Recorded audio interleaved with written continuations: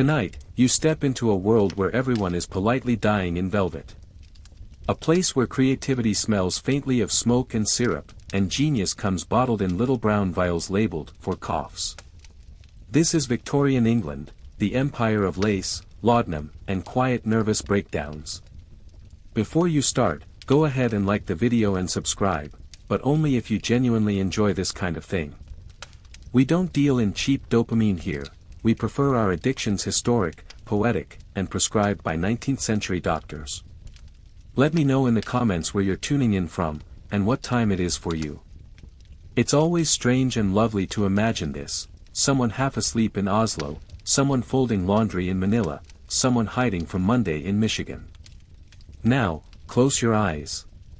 Take a slow, deep breath. And prepare to spend the rest of your life as a beautifully tragic Victorian artist. You wake in a London room the color of old parchment. The air hums with fog and fever. Somewhere below, a horse drags a carriage full of scandal. Somewhere above, a poet coughs delicately into a silk handkerchief and calls it inspiration. Everyone here is either making art or dying from it, and usually both. On the dresser sits a bottle of laudanum, the century's favorite bedtime story. Half opium, half respectability. Perfect for soothing your nerves, curing your insomnia, and, if you're lucky, dissolving your sense of reality just enough to paint like a god. The Victorians didn't just sip opium, they practically decorated with it. Artists dreamed in smoke. Poets composed sonnets in syrup. Society women fainted beautifully while their husbands expanded the empire that made the whole thing possible. This, then, is not the story of a drug. It's the story of a culture that mistook intoxication for enlightenment. A century that wrapped addiction in silk and called it art. So settle in. The candles are low, the hour indecent. And tonight, you'll drift gently into the perfumed delirium of the Victorian imagination, where beauty was a sickness, and no one wanted to be cured. You wake in a room that hums softly, as though the wallpaper itself were breathing. The air is thick, not heavy exactly, but full, swollen with scent. Sweetness first, amber, jasmine, a ghost of something floral. Then smoke, the deep, animal warmth of burned poppy resin. You taste it on your tongue before you see it, a residue of other people's dreams. The velvet couch beneath you sighs when you move, releasing a faint perfume of age and sweat, of long nights and longer silences. Your fingertips drag across its nap, smooth one way, rough the other, a small reminder that even comfort has a grain, even luxury resists. The room has no true color, only shades of gold muted by dust. The curtains hang like exhausted royalty, their folds catching the light of a dying fire. You do not remember how long you've been here. Perhaps hours, perhaps weeks. Time has no meaning in rooms like this, where the clocks have stopped out of courtesy. Somewhere behind the walls, you think you hear the city, distant carriage wheels murmuring on wet cobblestones, the faraway sigh of a foghorn from the river. But it could just as easily be your pulse, slow and syrupy. You breathe in again. The smoke curls upward in lazy devotion, soft ribbons of gray that twist and dissolve near the ceiling. It smells like sweetness decaying, honey gone to mold, roses buried in dust. You imagine the poppies in some faraway field, the red of them too violent against the pale sky. You imagine the hands that picked them, the ships that carried them, the chemists who transformed their sap into powder, the pipes that now glow faintly in this half-forgotten room. You are part of a grand machinery of sleep. You lean back. The upholstery exhales around you. Somewhere nearby, someone laughs, quietly, tenderly, as though afraid to disturb the smoke. Or perhaps it's only the fire cracking. Your eyes blur. The room breathes in rhythm with you, inhale, exhale, inhale. You think of lungs, of bellows, of factories that belch the same slow clouds into the sky. You think of the city as one vast body, addicted to its own exhaustion. The velvet sticks to your palms when you lift them, faintly damp from the heat. You rub your fingers together and feel the fine grit of ash. You notice, distantly, how beautiful everything is in decay. The mirrors along the wall have begun to tarnish, and in their warped reflections you look softer, less human, as if the edges of you are dissolving. It's not frightening. It's tender. You think of how every candle flame ends in smoke, and every human dream wants only to drift upward and disappear. Your head grows heavy. The air tastes metallic now, like the moment before rain. You close your eyes, and the city continues behind them, gaslight glimmering through fog, carriages sloshing through puddles, a cat's cry echoing through an alley. The world outside feels wet and alive, while here, everything is hushed and ornamental. You are wrapped in velvet and absence. You think of the people who might be waiting for you, but their faces slide away. Memory, too, has softened edges. The pipe sits on the small table beside you, brass, etched with patterns that have no meaning. The bowl glows faintly, a tiny sun in miniature. You lift it with the care of a relic, the way a priest might lift a chalice. The first breath is always shallow, hesitant. The second, deeper. You hold it, and the world folds inward, neatly, obediently. Now the walls feel closer. The air thickens. Each breath seems to echo, as though the room were hollowing itself out to make space for you. The velvet, the smoke, the firelight, they all merge into one continuous hum.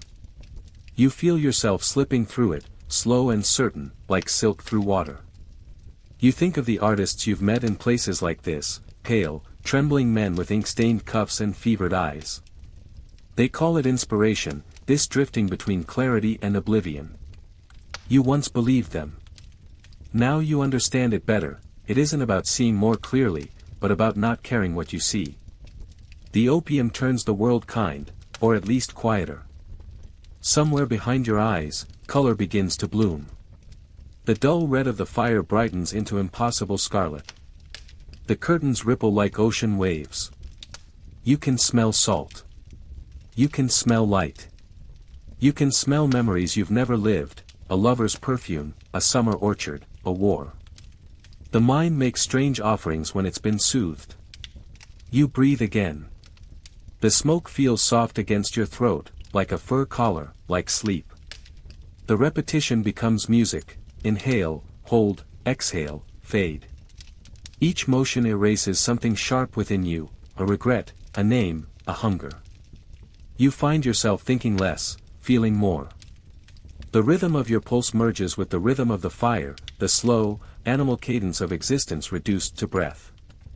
Outside, the fog presses against the window panes. The glass beads with condensation, and each droplet catches the lamplight like a star. The world feels small, contained, as if it, too, were inside this room, drowsing. You wonder how many others sit like you tonight, in rooms like this, breathing the same honeyed smoke, believing themselves alone. You imagine them like lanterns across the city, dim, trembling, quietly burning away. You shift, and the couch groans softly beneath your weight. The velvet's friction hums against your clothes.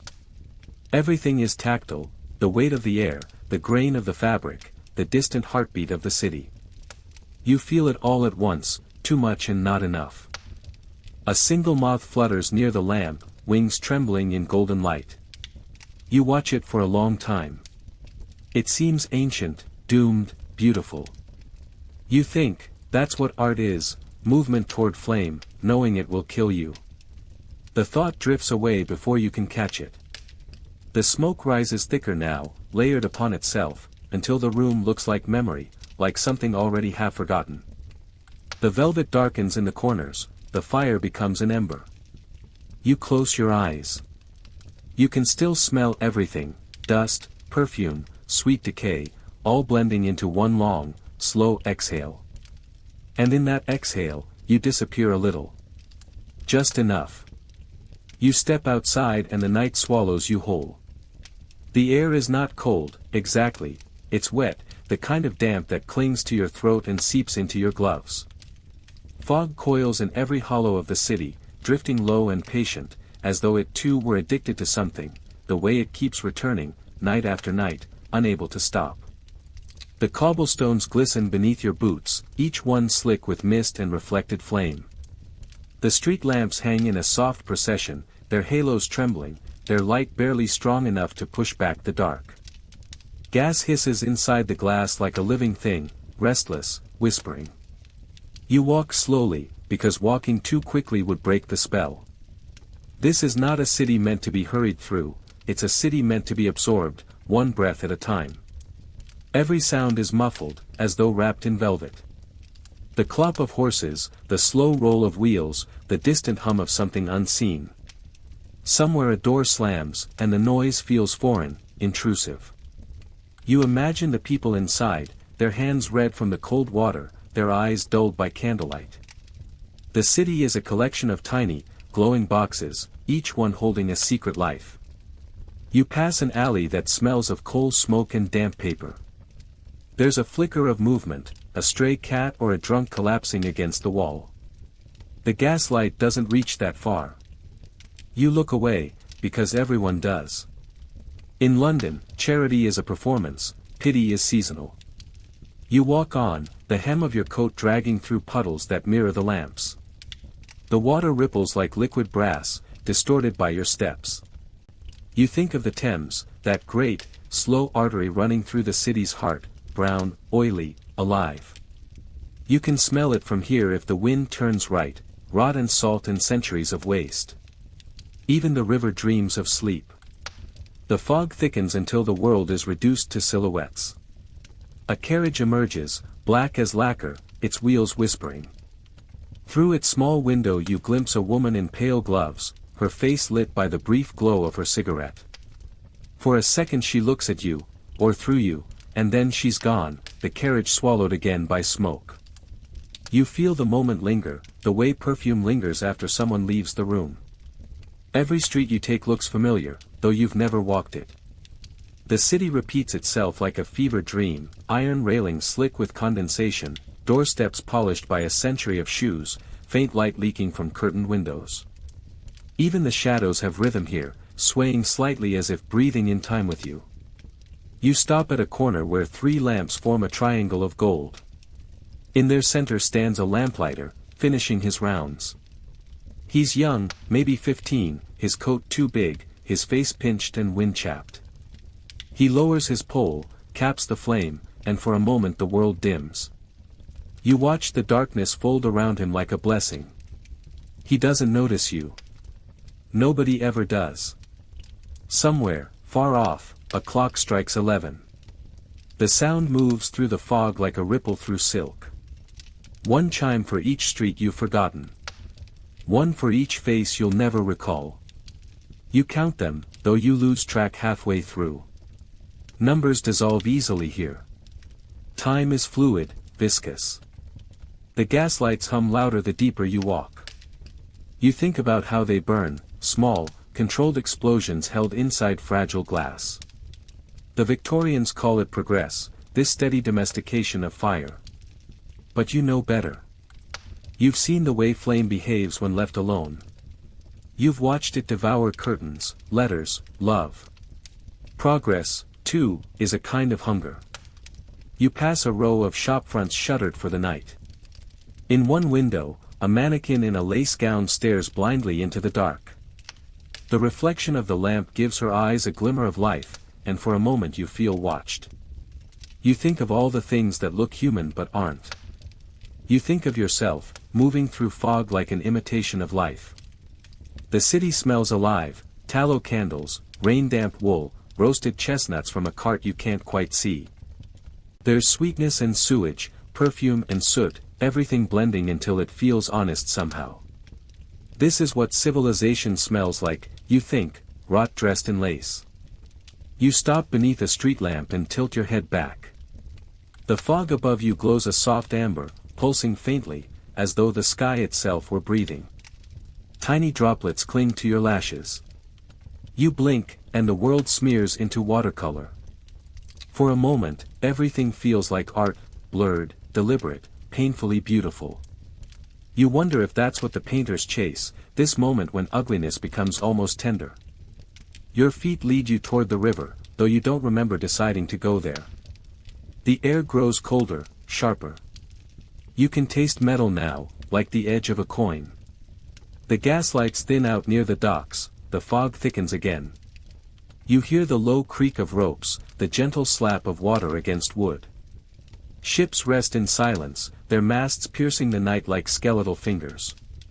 Somewhere, someone hums, a tune without melody, rising and falling with the tide. You stand there a long time. The city behind you murmurs in its sleep. Smoke, fog, firelight, all of it breathing, all of it alive. You feel the rhythm again, inhale, exhale, existence reduced to repetition. You think of the opium den, of its velvet and silence. You think of the flame in the pipe, the glow that promised peace. And you realize this city is just another pipe, endless streets instead of smoke, but the same slow intoxication. The gaslights flicker, one by one, bowing out. You stay until the last goes dark, leaving only the faint reflection of water, the whisper of fog. You could leave, but you don't. The night feels like a painting that hasn't decided whether to end. And so you linger, under gaslight, under history, half ghost, half dream, entirely awake in a city that never truly wakes. You return to the room before dawn, when the city is still exhaling its last breath of night. The fog clings to your coat, leaving tiny pearls of water that glitter faintly in the gaslight. Inside, the air is still and scented, not with freshness, but with the kind of sweetness that has turned inward on itself. Perfume gone stale. Flowers that have lived too long in their vase. The lamp burns low, its flame folded like a closing petal. On the table, brushes, scattered like fallen feathers. A palette of congealed paint, glistening in the half-light. A cup of water turned to the color of rust. You sit before the easel and stare at the canvas, the ghost of a face already sketched there. You think you remember who it was meant to be. You think, perhaps, it was you. The room hums faintly, not with sound, but with stillness. Curtains drawn, dust suspended midair, as though time has been instructed to wait.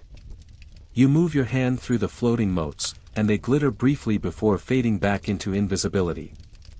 Everything in this room is both beautiful and spoiled, like the last verse of a forgotten poem. The couch still remembers your shape. The velvet bears the faint imprint of your body, the way water holds the trace of a hand just lifted. You rest your fingers there, the same spot you sat in nights before, when the painter asked you to be still. To be inspiration. To be art. You remember the brush moving against canvas, the soft rasp of bristles, the steady breath of someone trying to capture eternity before it escaped. The painter is gone now, but the smell of oil and turpentine remains. You breathe it in, and it mingles with the faint perfume of opium that still lingers on your sleeves. You can almost hear his voice in the scrape of the chair, in the soft clatter of a brush falling. He used to tell you that every face hides two expressions, one for the world, and one for the self. The drug, he said, reveals the second. You believed him. You let him see you fade. You lift the pipe. Its metal is cool, smooth as river stone. The act feels ceremonial now, less indulgent than ordained. The first pull fills your chest with warmth, the kind that starts as comfort and ends as surrender. The smoke drifts upward, thick and slow, wrapping itself around the lamp's glow until the room looks underwater. You watch it curl and breathe, and in the haze the edges of things begin to soften, canvas, chair, your own reflection in the darkened glass. The face on the easel watches you. Her eyes are unfinished, just hollow spaces where the color will go, but somehow they see. You feel them tracing your movements, patient and expectant. You wonder if she knows she was born from your exhaustion, that her beauty was mixed with the dust of your sleep. You think, perhaps, that's all art ever is, a form of longing that forgot what it wanted.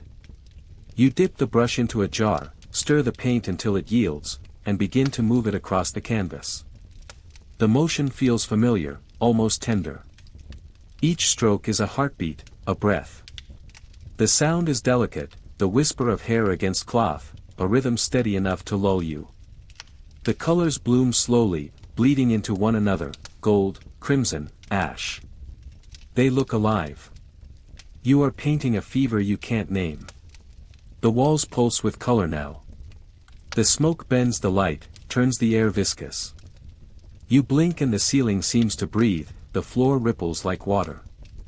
You feel the brush moving on its own, as though your hand has become an instrument of something ancient and amused. You think of the gods of old, how they demanded offerings of wine, incense, and ecstasy. You think of how little humanity has changed. Your heartbeat slows. The air is syrup. The room feels infinite, or perhaps circular, the way dreams loop upon themselves. You catch sight of your reflection again, faintly, in the windowpane. The fog outside has thickened, turning the glass into a dull mirror. You stare, waiting for the image to clarify, but it doesn't. The person staring back at you is blurred, a smudge of light and shadow. You wonder when exactly you started to vanish. The canvas is glowing now, lit from within by the lamp's reflection. The painted woman's eyes seem finished, though you never remember painting them. They are heavy-lidded, serene, and vaguely cruel, the kind of beauty that observes suffering without sympathy. You find yourself envying her stillness, her silence. She will never grow older, never decay. She is forever the moment before ruin. You realize, dimly, that the brush has fallen from your hand. Your fingers twitch with phantom weight. The smoke thickens. The lamp's flame stretches, bends, and then stills. The air hums again, the same deep, vibrating note you felt in the city, in the fog, in your chest. You are the room, and the room is breathing through you. You close your eyes. Behind the lids, color moves, slow waves of crimson, ochre, and violet. The world feels painted, unfinished, as if creation never truly ended. You feel a strange calm, a sense of purpose without memory. You think of the painter again, of the way his hand trembled when he mixed vermilion with white, saying it was the color of living flesh. You think of how the same hue, slightly darkened, could mimic dried blood. Beauty and rot, indistinguishable in the right light. When you open your eyes, dawn is leaking through the curtains. Pale gray light fills the room, revealing the dust, the cracks, the truth. The canvas stands finished now. The woman's face gleams faintly in the new light, serene and distant. You cannot look at her for long. Something about her expression feels final, like a door closed gently from the other side. You sit there, motionless, as the fog outside begins to dissolve. The city wakes slowly, footsteps on the pavement, a cart rolling by, a sparrow's small cry. Life continues, indifferent. You feel none of it. The velvet of the couch calls to you again, promising warmth, promising nothing. You lie back. The air tastes faintly of ash and roses. You think of the painter's words, that beauty demands a witness. Perhaps that's all you've ever been. A witness to your own fading. The lamp flickers once more before dying. The smoke drifts upward, carrying what's left of you with it. And the room, your room, his room, the muse's room, exhales. It begins the same way it always does, with quiet. A hush so complete it feels almost heavy, as if silence itself has gained weight. The city hums faintly outside your window, but here inside, there is only the small world of breath and smoke and waiting. You sit in the chair, still as furniture, your body half shadow. The lamp trembles on its wick, the light unsure of itself. The table holds your ritual, pipe, spoon, flame, glass. You have arranged it the way one arranges prayer. The tools of forgetting must always be treated with reverence. You stir the mixture until it blooms into amber, thick and shining. It catches the light like syrup, like something that might once have been alive. You lift it slowly, careful not to spill, because loss, even of poison, feels sacred. The first inhale burns sweet. The second is smoother, the third, inevitable.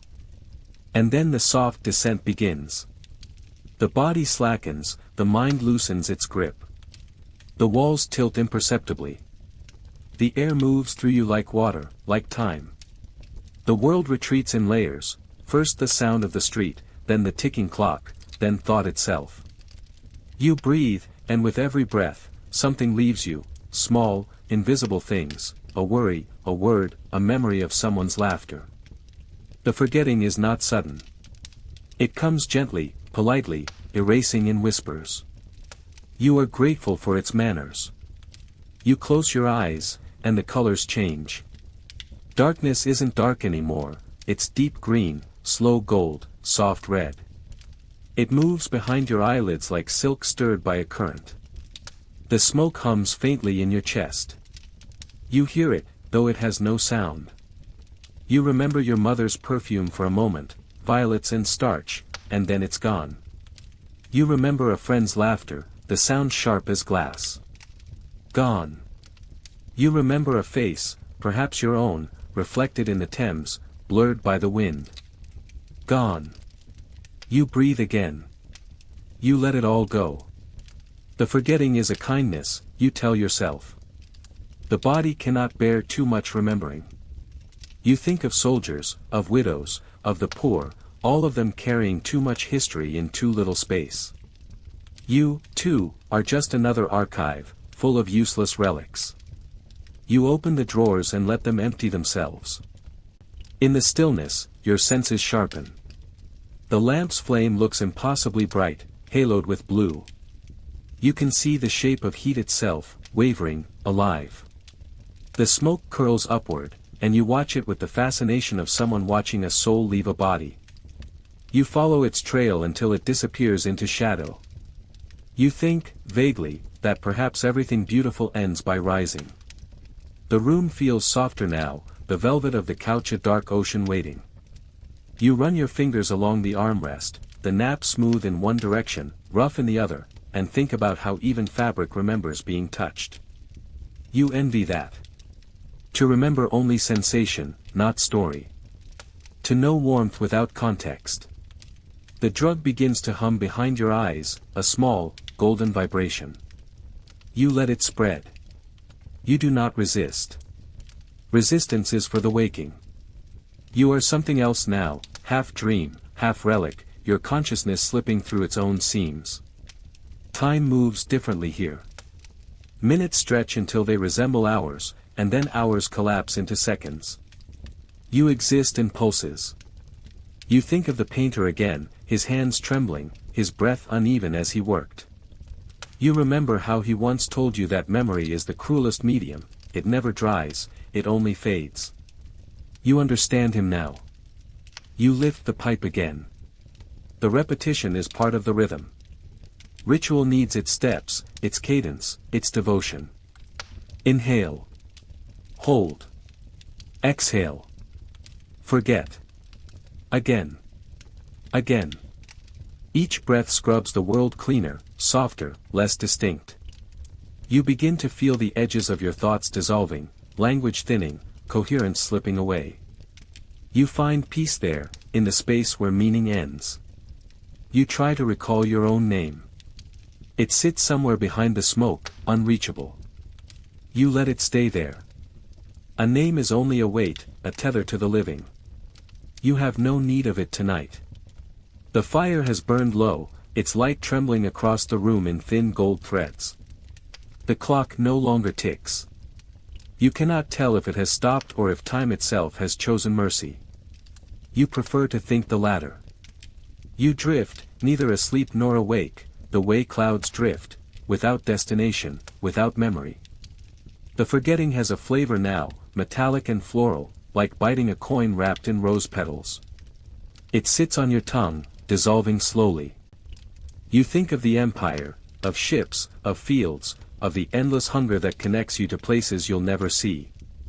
Men laboring in the heat, women harvesting poppies with hands that tremble.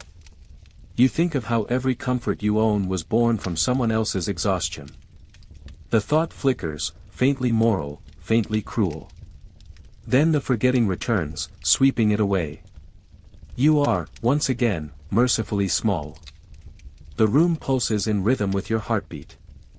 You are certain of nothing except this, the soft rhythm of breath and silence, breath and silence, breath and silence.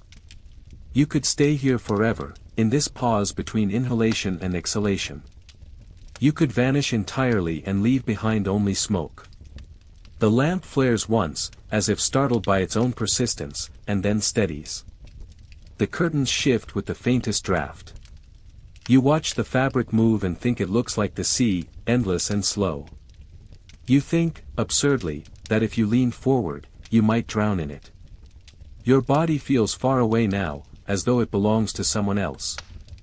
You watch yourself as if from across the room, a figure slumped in velvet, surrounded by the detritus of peace. You wonder if you look beautiful in this half-light. You wonder if the painter would have approved. The last thing you notice before the drift completes is the smell, that same sweet, corrupted perfume. Burnt honey. Old roses. Ash. It fills your lungs until you can't tell whether you are breathing it, or whether it is breathing you. And then, for a long while, nothing. Only the faint hum of forgetting, soft as a lullaby. You are weightless now, untethered. You are the smoke itself, shapeless, scentless, eternal, rising into the dark. Morning arrives without sound. The city exhales a pale light through the curtains, soft as milk, indifferent as time. You are still in the chair, still dressed in the night's perfume of smoke and dust. Somewhere beyond the walls, Paris begins again, carriages, chatter, the clatter of shoes on cobblestone, but here, everything is slow, suspended, tenderly ruined. The world has not ended. It has only become quieter. You rise, or something inside you rises. The body follows reluctantly, like a puppet remembering its strings. The floorboards creak, small echoes of existence. On the table, your tools remain, brushes, pigments, knives, fragments of your own sleep arranged like relics of a minor god. The smell of turpentine and burned opium mingles, creation and decay in one breath. You walk to the canvas. It leans against the wall like a half-forgotten confession. The paint has dried unevenly, yesterday's colors have lost their arrogance. You study the surface, the smudge of gold where a face should be, the dark blot where light once was. It's not wrong, you think. Just unfinished, like a fever. The painter's words return, art is the wound that never heals, but never kills you either. You remember how he said it, laughing, but not really. His laughter had always sounded like something breaking gently. You mix the paint again, cadmium red, ochre, white, the colors of skin and sun and old desire. Your hands tremble, not from weakness but from reverence. The brush feels heavier than it should. You dip it into the palette, and for a moment the bristles seem to hesitate, as if aware of what they're about to commit. Then the movement begins. The first stroke is hesitant, almost shy. The second carries more certainty. The third, reckless. The rhythm builds, a kind of heartbeat outside your body. You don't paint the world as it is, you paint the echo of it, the way it trembles behind the eyes. Color becomes language. Form becomes pulse. You work as though possessed, not frantically, but with a devotion that borders on prayer. Every line feels like translation, every shade like confession. You can feel something ancient moving through you, a lineage of ghosts whispering through the bristles. You don't eat. You don't think. The day slides past unnoticed. The window fogs with your breath, the air thick with pigment. Outside, the sun has lowered itself to a soft bruise. Inside, the room has become a cathedral, not of faith, but of compulsion. Each stroke feels like redemption, and yet the more you create, the more you feel yourself dissolving into what you make. You realize, somewhere between the layers of paint, that you are not trying to capture beauty, you are trying to replace it. The world outside is too unstable, too loud.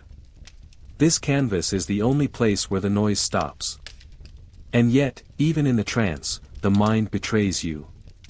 A whisper at the edge of thought. You will never finish this. You will never be free of it. You pause. The brush hangs mid-air, dripping color like blood from an open vein. The silence in the room thickens. You can almost hear the painting breathing, a faint rhythm, as if it is alive, or trying to be. It looks back at you. Not metaphorically. The thing on the canvas looks. Its eyes, if they are eyes, shimmer wetly in the half-light. You don't remember painting them, and yet there they are, two small oceans, deep and knowing. You step closer, heart quickening. The face is yours, and not yours, familiar in the way dreams are familiar. You reach out, almost tenderly, and the brush slips from your hand. You laugh. It sounds wrong, too high, too sharp. You realize you haven't laughed in days, maybe weeks. The sound feels foreign, like an animal in the wrong forest. You back away from the canvas. The air feels thinner now. You need calm. You need the ritual. You return to the table, the pipe, the flame, the soft machinery of forgetting. The repetition soothes you, it gives the illusion of control. You inhale, slow and steady. The smoke curls into your lungs like a returning ghost. The edges of the world soften again. The canvas no longer stares. It smiles. You take another breath, and the lines between art and delirium blur completely. You begin to speak to it, softly, intimately. You tell it secrets, things you've never said aloud. You tell it that creation feels like drowning. That beauty demands a sacrifice. That you have nothing left but the fragments of yourself scattered across this room. The painting listens. You swear it listens. And when you blink, you're no longer certain whether you are the painter or the painted. Whether the hand holding the brush belongs to you, or to the figure within the frame. The boundary collapses. You feel yourself inside the colors, suspended in gold and red, the smell of linseed and smoke clinging to your skin. You try to move, but your limbs feel made of pigment. You see your own body slumped by the table, still breathing faintly, and realize you are now the thing on the canvas. It doesn't frighten you. It feels correct. Peaceful. You understand, at last, what the painter meant when he spoke of the gentle madness of creation. It isn't rage or genius or divine spark. It's surrender, the soft relinquishing of self until only the work remains. Outside, the first notes of evening filter through the shutters, a violin from the street below, the murmur of conversation, the sigh of wind through leaves. The world continues, unaware of your transformation. Inside, everything has slowed to a kind of eternal pause. The brush rests in your painted hand. The colors around you pulse faintly, alive, breathing. The eyes on the canvas, your eyes, glimmer with quiet understanding. You are art now. You are the echo of obsession, the residue of desire, the permanent ghost of your own creation. Somewhere far away, the body that was yours exhales one last cloud of smoke. It drifts upward, thin and luminous, curling toward the ceiling like a final thought. And in that breath, that delicate, vanishing thread, the painter and the painted become one. The madness, at last, is complete. You drift through the city long after the hour when ordinary souls surrender to sleep. The lamps burn lower now, their glass throats clouded with soot, their glow a weary pulse against the fog. Every sound is softened, carriage wheels sighing over wet cobblestones, a far-off bell murmuring the wrong time, footsteps that may be yours or someone else's entirely. You no longer remember why you left your room, only that the air outside seemed to beckon. A promise, perhaps. Or an echo. They are waiting for you, as they always do, the sleepless ones, the dreamers, the faintly damned. You follow the scent before you see them, incense, tobacco, absinthe, the faint sweetness of opium mingled with rosewater. A single door marked with nothing opens to a staircase that seems to spiral into some other dimension of fatigue. You descend. The room at the bottom is dim, walled in velvet and mirrors. Shadows gather like silk folds. Music hums softly from a gramophone, a waltz too slow for dancing, too sad for silence. Candles burn unevenly, dripping wax that pools like spilled milk. They are already here. The Society of the Sleepless. Poets with ink-stained wrists. Painters whose fingers tremble with invisible brushes. Women with jeweled hairpins and eyes like melted glass. Men who no longer shave, whose cuffs are stiff with neglect. Everyone glows faintly, as though lit from within by exhaustion. You take your place among them, and a glass finds your hand. The taste is bitter, medicinal, but it steadies the tremor inside you. Conversation hums, too quiet to follow, too rhythmic to ignore. You listen. Fragments drift past like smoke. Dreams are more consistent than reality. We have replaced God with art and art with narcotics. To feel anything at all now is a kind of miracle. They speak in circles. Always in circles. Their words, like their nights, have no beginning or end. You study their faces.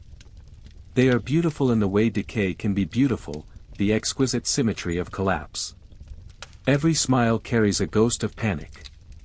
Every laugh hides the small tremor of someone remembering the daylight they've forgotten.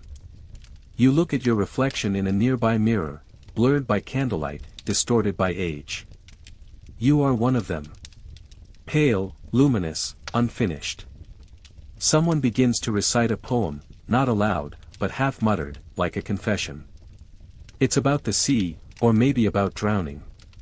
The room listens with that particular silence reserved for shared exhaustion. You feel the rhythm pulling you under. The society meets every night, though no one admits it. They tell themselves it's only for an hour, only until the next idea arrives, the next sketch, the next dose. But the hours stretch, blending into one long evening that never ends. There are no clocks here. Only candles. When one dies, another is lit. The illusion of progress. In a corner, a pianist plays with the weary precision of someone practicing memory itself. Each note drifts into the haze and lingers, suspended, unwilling to fall. The others hum along, half asleep, half awake. You find yourself humming too. Time dissolves. The body follows. Someone reads a letter from a friend lost to the colonies, a painter who went east chasing color and came back with silence. They all nod solemnly, pretending to understand. You nod too. Understanding has become unnecessary here. You notice the details, the glint of a ring, the tremor of a hand refilling a glass, the faint scratch of pen on paper. Everyone is documenting something. No one knows why. Perhaps to prove they still exist. A woman in mauve lace leans close enough for you to smell her perfume, violets and something faintly chemical. She whispers, "We are the ghosts of our own ambitions." Then she laughs, a brittle sound, and walks away before you can ask her name. You realize she is right. You are all ghosts, haunting the boundary between inspiration and oblivion. The air grows thick. Candles gutter. Someone opens a window, and the fog rushes in like a guest who has been waiting too long. It curls around your feet, your hands, your throat. The room seems to sigh. You imagine that somewhere above, the city sleeps peacefully. Bakers knead dough, children dream, clocks tick. But down here, in this subterranean warmth, time is irrelevant. You exist in the eternal now, the moment before collapse, the pause before dawn. A voice says softly, "Do you ever sleep?" You almost answer. Almost. But the question is rhetorical, no one here wants to be reminded of sleep. Sleep belongs to the living. The pianist falters, the last note hangs in the air like an unanswered prayer. No one claps. Applause would imply separation, performer and audience, and here there is none. You are all part of the same composition. Someone refills your glass again. The liquid tastes darker now, like regret. Your limbs are heavy, but your mind is incandescent, lit with impossible clarity. Every shadow in the room feels significant, every flicker of flame a revelation. You could paint it all if your hands would only obey. They call this clarity, but it is really disintegration. The edges blur. The boundaries between minds, between bodies, begin to dissolve. You feel it, a collective drift into something beyond thought, beyond self. A man beside you murmurs, "We are inventing new forms of ruin." He says it tenderly, like a compliment. You smile. And somewhere inside, beneath the layers of smoke and sound, a small voice wonders when it became easier to exist like this, in half-light, in perpetual almost. But the thought fades quickly. Thoughts have short lives here. Someone begins to hum again, low and slow, like a lullaby for the damned. The others join in, the sound vibrating through the air until it becomes one long sigh. You close your eyes. For a moment, you imagine the room floating, detached from the city, from time, from consequence. The society of the sleepless drifts together, suspended between intoxication and exhaustion, between creation and decay. You feel yourself becoming lighter, almost transparent. The voices recede, replaced by the steady rhythm of your own pulse. Perhaps this is what they mean by enlightenment, not knowledge, but surrender. Not awakening, but the endless postponement of rest. The candles flicker. The fog thickens. Someone laughs, someone weeps, someone sketches the curve of a dream on a scrap of paper that will never be finished. You think, vaguely, that it's almost morning. But here, morning never arrives. Only the next breath. The next thought. The next beautiful, useless night. It begins with scent. Faint at first, like something overripe, floral, sweet to the edge of nausea. The kind of smell you might mistake for perfume if you didn't know better. You notice it one evening as you return from the society, coat damp with fog, shoes glistening with the grime of the city.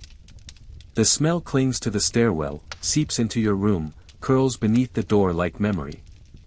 You light a candle. The flame trembles, revealing what the darkness had been hiding. Dust motes drift like pale constellations. On the vanity, a glass of water has gone cloudy overnight. On the dressing screen, a spider has spun a web so delicate it glitters like lace. You watch it sway and think of ballrooms, chandeliers, gowns, all those polished surfaces hiding their slow undoing. Decay, you realize, has perfect manners. It knocks quietly, waits patiently, and once inside, makes itself at home. You run your fingers along the edge of the velvet curtain. The fabric once rich and soft now feels tired, faintly sticky. The wallpaper, that proud damask of deep crimson and gold, has begun to peel in discreet little curls near the baseboard, like a secret coming undone. Even the mirror seems sick of reflecting. Outside, the city thrives in its own illusion, all silk and civility. But behind every parlor door, you suspect the same quiet rot is blooming, in the flowers left too long in their vases, in the smiles painted over sleepless eyes, in the cough that never truly leaves. You think of the women at the society, perfect posture, immaculate gloves, laughter that sounded rehearsed. Their beauty always seemed slightly embalmed, as if already halfway to legend. You remember the woman in mauve lace, her violet perfume, her trembling hand when she raised her glass. You hadn't noticed then how her lace sleeves hid bruises the color of violets too. Now you see everything. The lace, the velvet, the gilt, all disguises. All soft armor against the slow corrosion of living too beautifully for too long. You sit at the vanity. Your reflection seems to study you, not unkindly, but with pity. The face there is yours and not yours, a little paler, perhaps. A little hollow at the cheeks. You tilt your head and catch sight of the faint dusting of powder on your collarbone, the residue of habit and artifice. You reach for the perfume bottle. The crystal stopper is sticky. You lift it to your nose, roses, amber, and beneath it, something sharp, almost metallic. You dab it on your wrists anyway, as if to keep the illusion alive. The scent fills the air. For a moment, you can almost pretend the world isn't decaying around you. Then you hear it, a soft patter. Not rain. Inside the walls. A sound like something crawling where it shouldn't. You hold your breath. It stops. You exhale. It begins again. You don't move. You listen. The sound becomes rhythm, then music. The city hums beneath it, footsteps above, a carriage below, the heartbeat of life that continues regardless of beauty or despair. You remember the painter, the one who taught you how to see light in shadow. He once said, even rot has a kind of grace.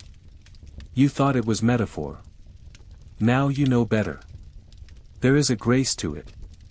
The way the wilted flowers collapse inward, modestly, as if apologizing for their transience. The way the candle wicks blacken with dignity before dying. The way you, too, begin to fade, elegantly, quietly, almost willingly. You take a deep breath and notice the taste of dust in the air. It feels ancient, familiar. The room is shrinking, or perhaps expanding inward. Every object seems closer than it should be, the chair, the curtain, the cracked porcelain teacup. You remember a time when the world felt wide. Now it feels like a single, continuous fabric slowly unraveling. The body follows suit. You've begun to tire more easily. The tremor in your hand has a rhythm now, steady, predictable. When you lift a teacup, it trembles like a small creature. You hide it by pretending to be thoughtful. No one notices. Or perhaps everyone does, but no one says a word. The rod is polite like that. It prefers discretion. In the evening, you attend another gathering. The salon smells of violets and ether. The same faces, the same faint laughter, the same too perfect posture. You study them closely now, the cracks in their composure, the way their smiles falter between sentences, the way they hold their breath just a little too long after inhaling from their pipes. The hostess wears ivory lace that glows faintly under candlelight. But you can see the stains, small, rust-colored spots at the cuffs. She notices your gaze, smiles, and lifts her teacup as if to toast the inevitable. The conversation drifts, about art, about insomnia, about the divine fatigue that comes from too much beauty. Someone mentions mortality as if it were a fashionable accessory. You all laugh. The sound feels rehearsed, weightless, cruel. You leave before dawn. The streets are empty except for the fog, the quiet companion of those who refuse to sleep. The gaslights hum softly. You watch their halos tremble in the mist and think, even light decays. Back in your room, you undress slowly. The lace of your cuffs catches on a loose thread, and it unravels in your hand.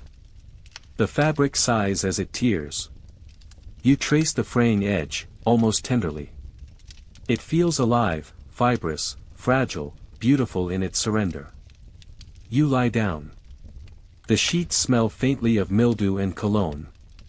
The ceiling above you is a pale blur. You listen again for the sound in the walls.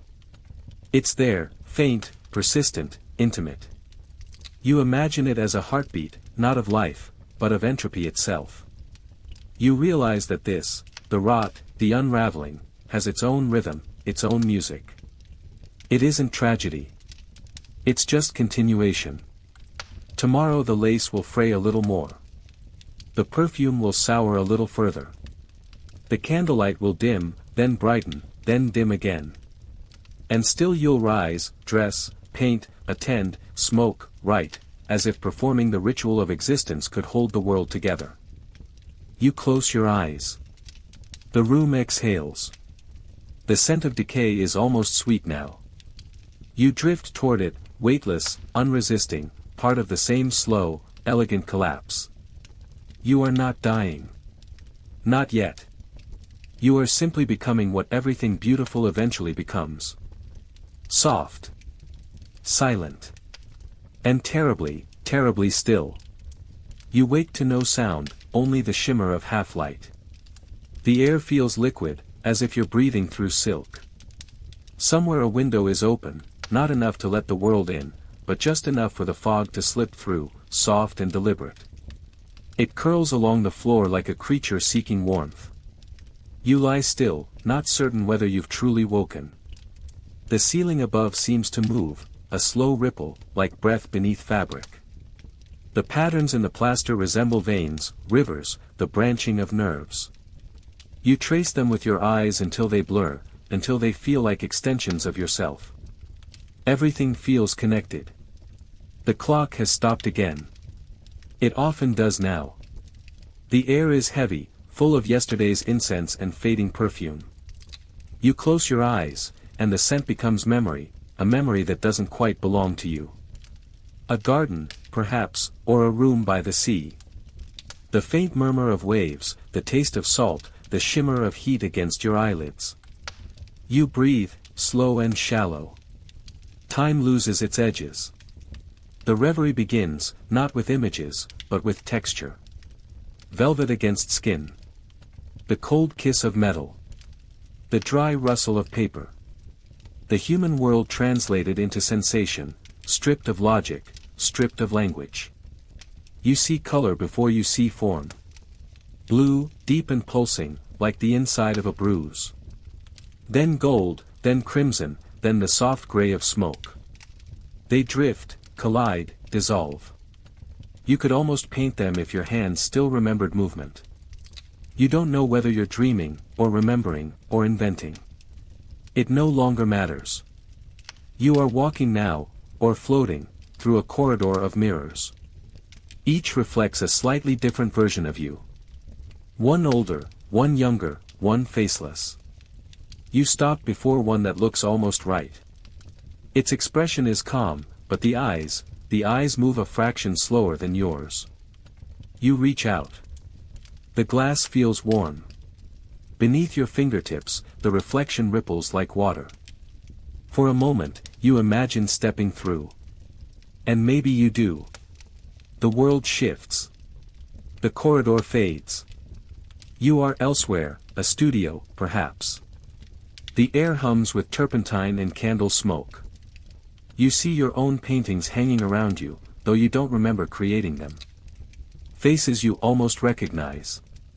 Streets you've never walked. Seas you've never crossed. They breathe. Subtly, rhythmically.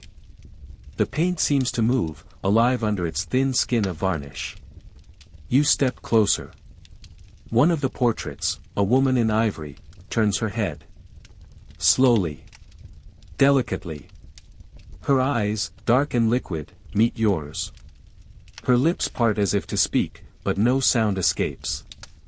Only a sigh, faint and familiar, the sound of your own breath caught in another body.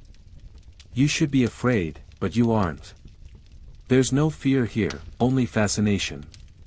The slow pull of recognition. You whisper, though your voice feels borrowed, "Do I know you?" She smiles, and the expression is yours. The painting swells, and suddenly you are inside it again, surrounded by the texture of oil and linen, the smell of pigment. You float through it like smoke, through layers of color, through the glazes of time. Everything vibrates, slow, steady, radiant. The walls pulse. The floor breathes. The air glows faintly, like the inside of a pearl. You understand, without language, that you are inside your own mind, or perhaps inside the drugs. There is no difference anymore.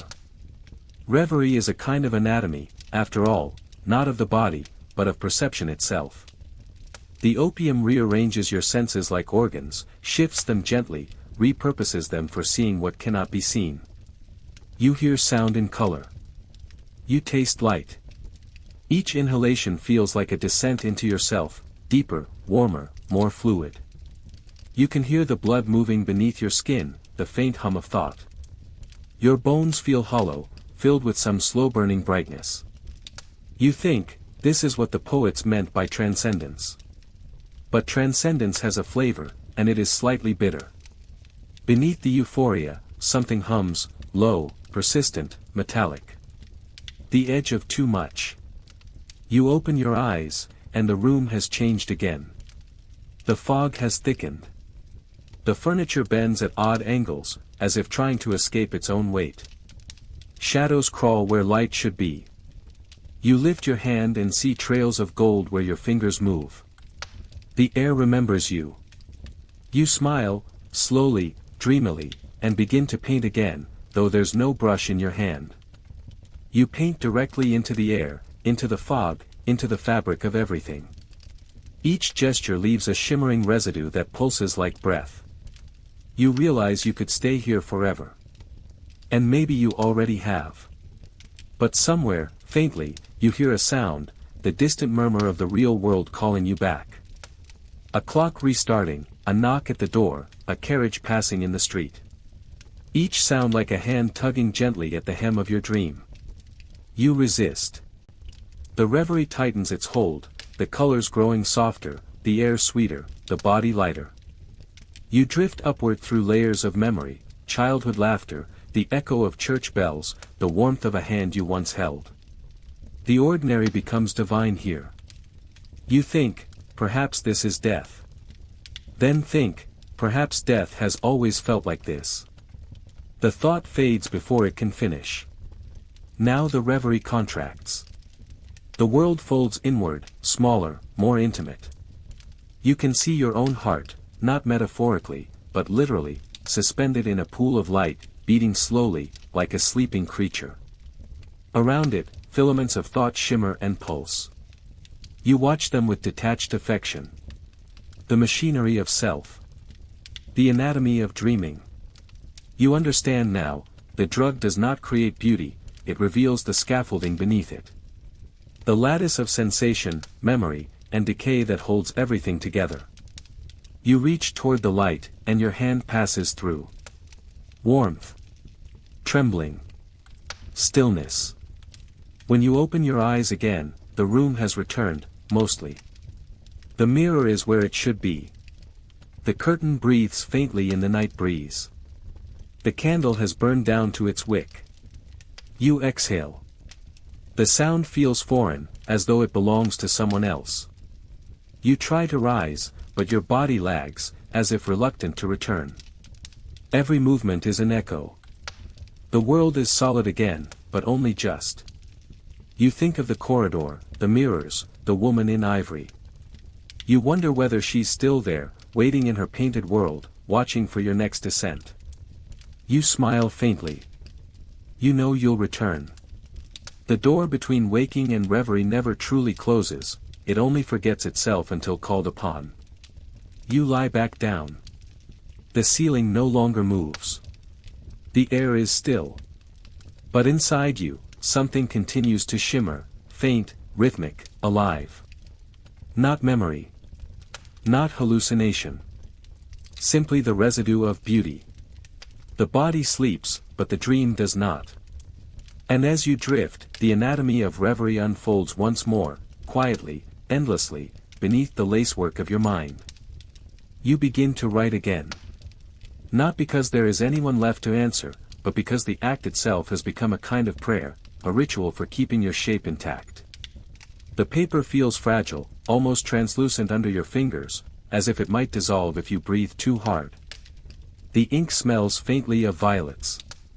You keep it close to remind yourself that language still exists somewhere beyond the haze.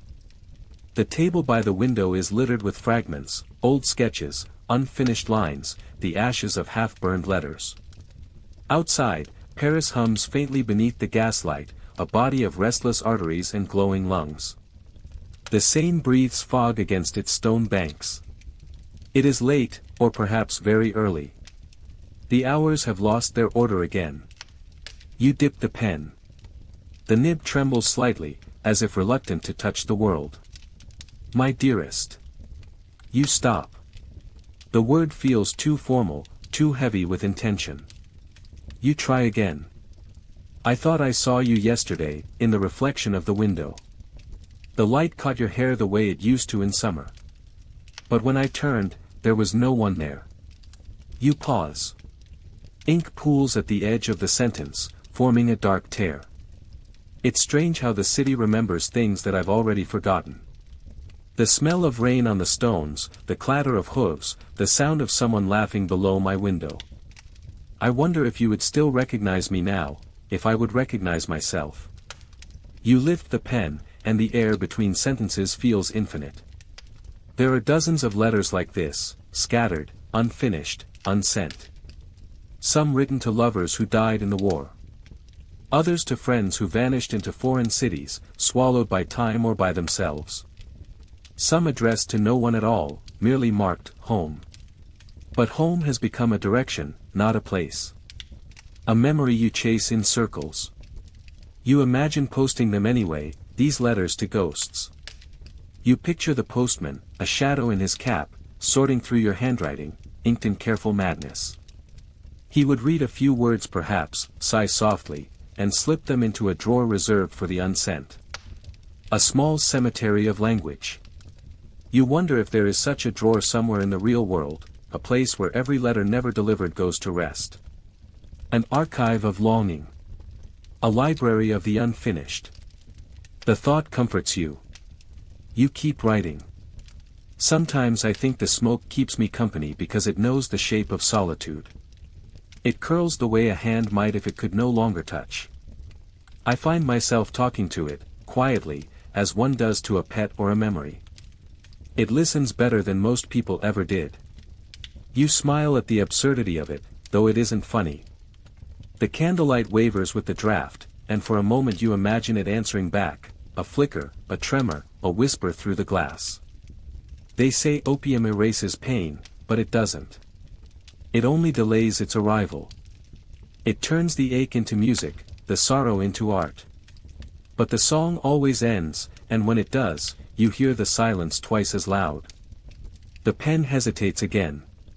You watch the ink bleed into the page like veins. Outside, the church bells mark something, not time, not prayer, just persistence. You can't tell whether they ring for the living or the lost. You look at the pile of letters before you. Some are tied with ribbon, others folded carelessly. The paper has yellowed at the edges, the handwriting shifts from confident to trembling. Together they trace the map of your disintegration, each word a breadcrumb leading back to the self you were before the smoke claimed your lungs. You think of sending them all at once. You imagine the letters taking flight, carried by wine through the narrow alleys, scattering like birds over the rooftops of Montmartre. Perhaps someone would find one, a stranger, a child, and read it aloud without understanding, and in that moment you'd exist again, briefly, between their lips and the air. A small resurrection. If these letters ever reach you, you write, know that I still keep your shadow near the window. It lingers where the light bends, watching the street. I think it misses the sound of your footsteps. You press your hand to the page to steady yourself. The tremor won't stop now. The opium leaves its kindness slowly, like a tide retreating from a shore littered with memories. I've learned that forgetting is not an act of will, but of exhaustion. One day you wake and find the face is gone, the voice is faded. Only gestures remain, the way someone poured wine, the way another looked away when laughing. I suppose that's mercy, in its own strange way. You sit back. The words blur. The fog outside thickens, swallowing the gaslight until only faint halos remain. The city looks like it's underwater. For a long while, you listen to the paper breathe, the faint crackle of drying ink. You imagine your words sinking into the fibers, becoming invisible. All letters do, in time. And still you keep writing. Because each one feels like a bridge, however frail, across the widening gap between memory and oblivion. I do not ask for your return, you write in the final letter, only that somewhere, someone remembers that I once waited for a reply. You sign it with a flourish that feels almost like defiance. You blow gently on the ink. The scent of violets rises again, mingling with the smoke. Then, as always, you fold the letter and slip it into the drawer with the rest. You never seal them. You never write the address. The drawer closes softly, a coffin of paper, a hush of wings. Later, as the lamplight dims, you find yourself dreaming of the post again. Of invisible couriers crossing the night sky, carrying the unspoken, the unfinished, the unread. Their bags filled with sighs, with tears, with all the words that never found their mark. You imagine them landing somewhere beyond the horizon, a place where every lost message gathers, shimmering faintly, whispering to each other in the language of the almost said. Perhaps that's where home is now. Not a room, not a street, not even a body, but a quiet place made entirely of letters that never reached where they were meant to go. You rest your head on the table. The ink stains your wrist like a bruise. Outside, the fog presses against the glass, patient and familiar. And in the silence that follows, you hear it, faintly, the rustle of paper, the breath of ghosts reading aloud what you've written, their voices soft, forgiving, and utterly your own. You wake with the taste of dust on your tongue. Not the harsh kind, not the grit of neglect, but a soft, powdery dust, the sort that gathers on velvet curtains and memories. The air in the room is thick, unmoving. The smoke has gone cold, though its scent still clings to the fabric of your clothes, to the folds of your hair, to the pulse just beneath your jaw. It is morning again. Or at least something pretending to be morning. The light is pale, deliberate, the color of porcelain left too long in shadow. The city outside stirs with its slow machinery, wheels over cobblestones, shutters opening with the sigh of repetition, footsteps that belong to no one in particular. Each sound feels distant, dulled, as if filtered through layers of gauze. You rise. The body protests in small, polite ways, a stiffness in the spine, a heaviness in the hands. You are used to this. The body, after all, has learned to adapt to what the soul refuses to carry. The table still holds the remnants of last night's letters. Ink stains, candle wax, a glass with a thin crescent of residue. You touch the glass with the tip of your finger, tracing the arc, and feel a faint hunger rise, not for food, but for something more elusive, more impossible, for movement, for feeling, for the brief heat of purpose. It is a hunger that does not roar. It hums. Quietly. Constantly. You eat nothing. The idea of eating feels vulgar, somehow, too practical, too anchored in the world outside this room. Instead, you pour water, let it catch the light, and pretend it is sustenance. The hunger remains, patient and loyal. You open the window. The cold air enters without ceremony, brushing your skin with its indifferent touch. Below, the market is setting up, women in shawls arranging flowers, men shouting prices, a dog chasing a scrap of paper. The world continues its ordinary rituals, untouched by your small decay. And yet, watching them, you feel something shift, an ache that is almost tender. You envy their simplicity, their certainty. Their hunger is for bread, for warmth, for the next hour's wage. Yours is shapeless. It lives in the hollow beneath the ribs, in the quiet between thoughts. It is not hunger for food. It is hunger for more. For a perfection that doesn't exist, for a beauty that can't be kept, for a version of yourself that once seemed reachable in the blur of creation and smoke. You remember that feeling, that fever when art was still a promise, not a wound. When every color felt divine and every failure was still forgivable. But that was before the nights grew longer. Before the muses turned silent.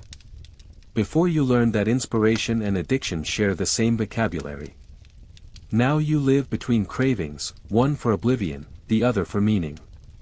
Both taste the same. You turn away from the window and return to your work table, the one that smells faintly of turpentine and paper. The unfinished canvas leans against the wall, its colors muted by dust. You have not touched it in weeks. Still, it waits, patient as an animal that knows its owner will come back, eventually. You lift the brush, but your hand stops midway. You feel the hunger rise again, stronger this time. It presses against your chest, climbs up your throat. You realize it isn't only emotional. It is physical, a gnawing that starts where the heart should be and spreads outward, slow and deliberate. You close your eyes. In the darkness behind the lids, the world begins to shimmer, gold, red, blue, the palette of dreams. You see faces that never existed, landscapes that refuse to stay still. The hunger speaks to you in shapes, in scents, in textures. The scent of crushed flowers on silk. The sound of a brush dragging across wet canvas. The taste of opium smoke caught between breaths. It is a language without words, and you understand it perfectly. You begin to paint again, slowly, carefully. Each stroke feels like exorcism. You are not trying to capture beauty now. You are trying to survive it.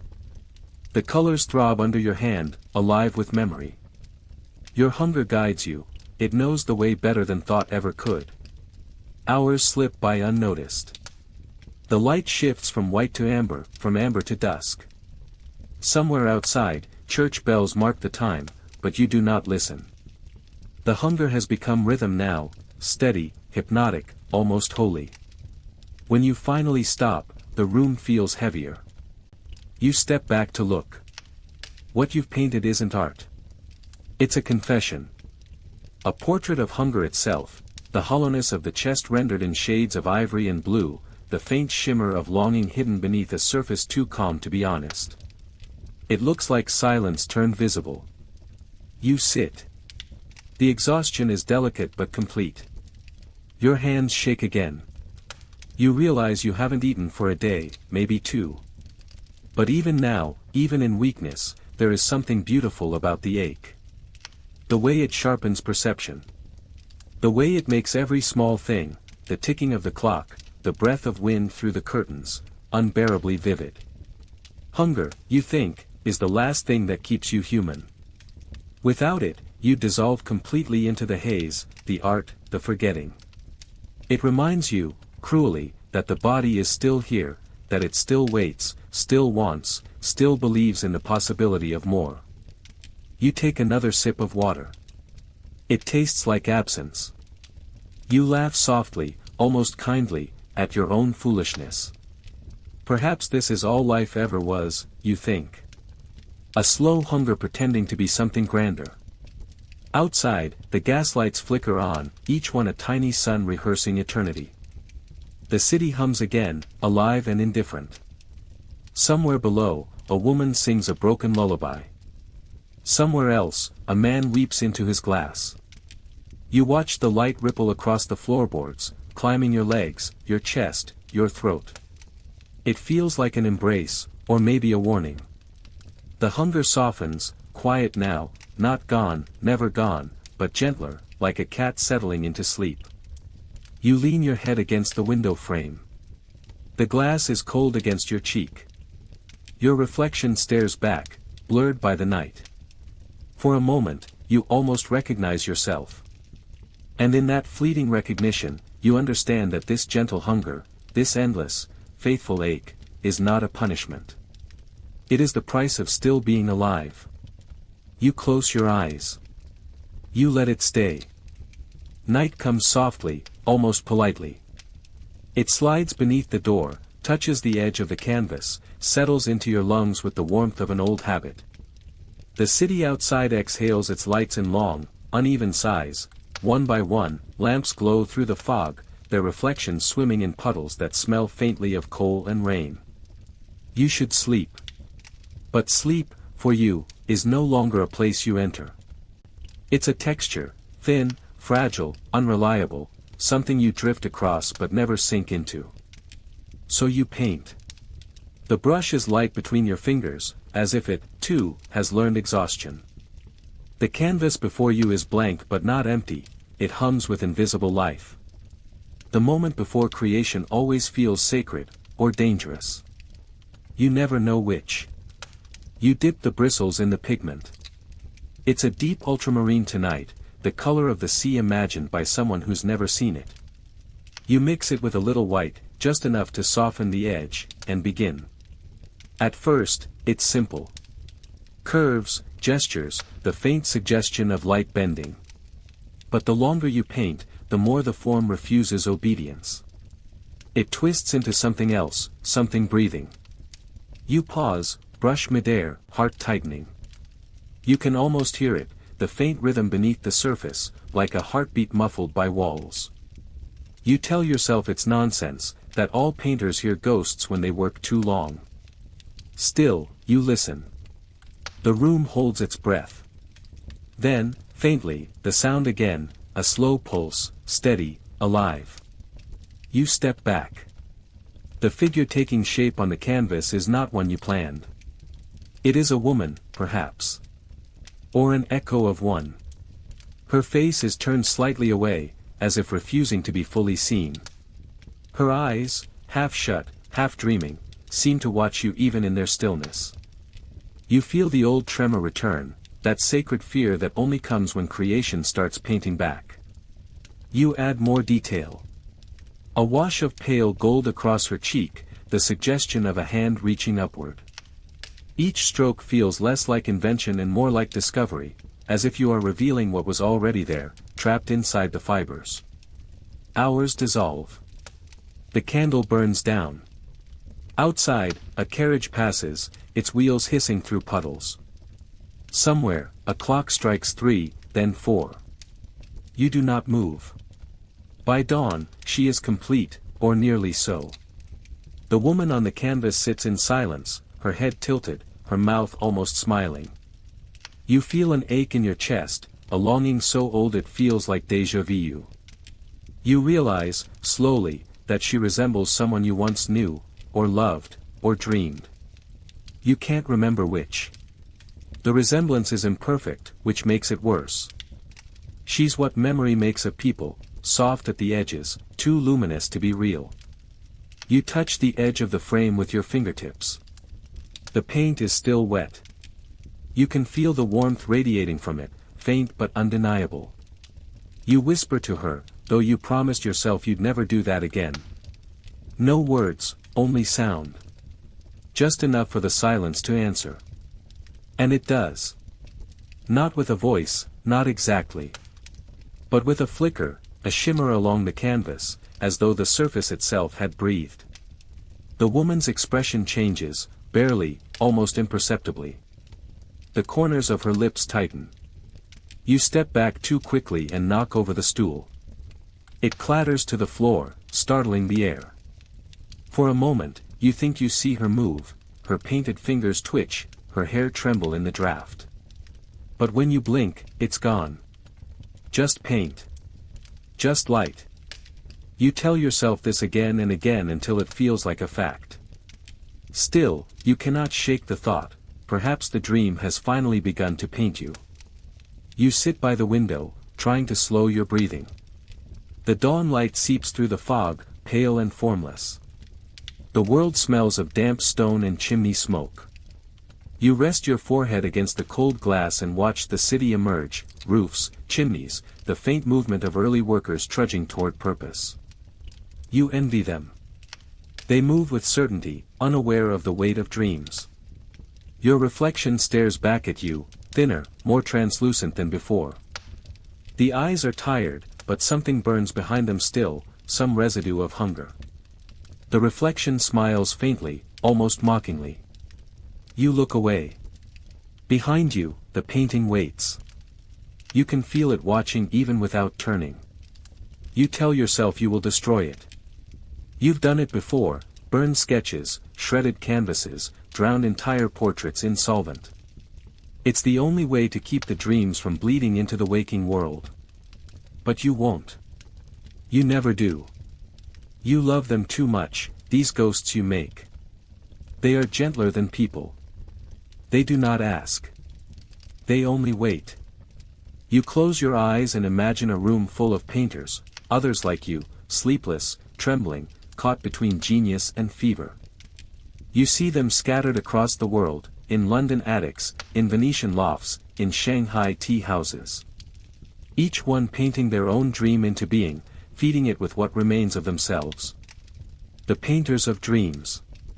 You imagine it like a secret order, not of art, but of quiet devotion. Artists who no longer sleep, who live in the fragile space between creation and disappearance. Perhaps, you think, you are one of them now. A faint smile touches your lips. It feels less like joy than surrender. You return to the canvas. The woman still waits, her gaze unfixed. You reach for the brush, then stop. Instead, you touch the air just before her cheek, not contact, but closeness. The boundary between you blurs again. The hunger from last night murmurs faintly, a familiar companion. You let it guide your breathing. And in that stillness, between heartbeat and brushstroke, between waking and dream, you realize what you've become. Not the artist. Not even the dreamer. But the dream itself. Painted, half awake, suspended forever in the trembling space between longing and light. You smell them before you see them. Always. The air is thick with it, a sweetness that doesn't belong to flowers but to something stranger, heavier. A scent born not from gardens but from chemistry, from patience, from desire, from rot refined into elegance. The women who move through the cafés of Montmartre at dusk wear it like armor, or confession. You call them the women who dream in perfume. No one knows their real names anymore. They drift through the half-lit salons where the artists gather, their laughter dissolving like sugar in smoke. Their perfume clings to the curtains, to the velvet seats, to the mouths of the men who breathe them in. You can taste it hours later, violet, musk, and the faintest trace of something medicinal, something dangerously clean. The scent fills the gaps between conversations. It softens cruelty. It disguises decay. You watch them from your corner, unseen. Their gloves whisper as they move, their eyes are painted too wide, like saints or dolls. Each carries her own small tragedy, bottled neatly beneath the ribs, disguised beneath silk and scent. One lost a lover to war, another to morphine, another to boredom, the most lethal of all absences. Yet none of them seem sad. They shimmer with a calm that feels rehearsed. They remind you of paintings, glossy, still, impossible to touch without ruining. You wonder if they dream the same way you do, in colors too bright to be real, in rooms where time moves sideways. Perhaps they, too, wake each morning coated in a thin film of yesterday's perfume, unsure whether the night happened at all. You inhale again. The fragrance is everywhere. It mingles with the smell of roasted coffee, damp wool, cigarette ash.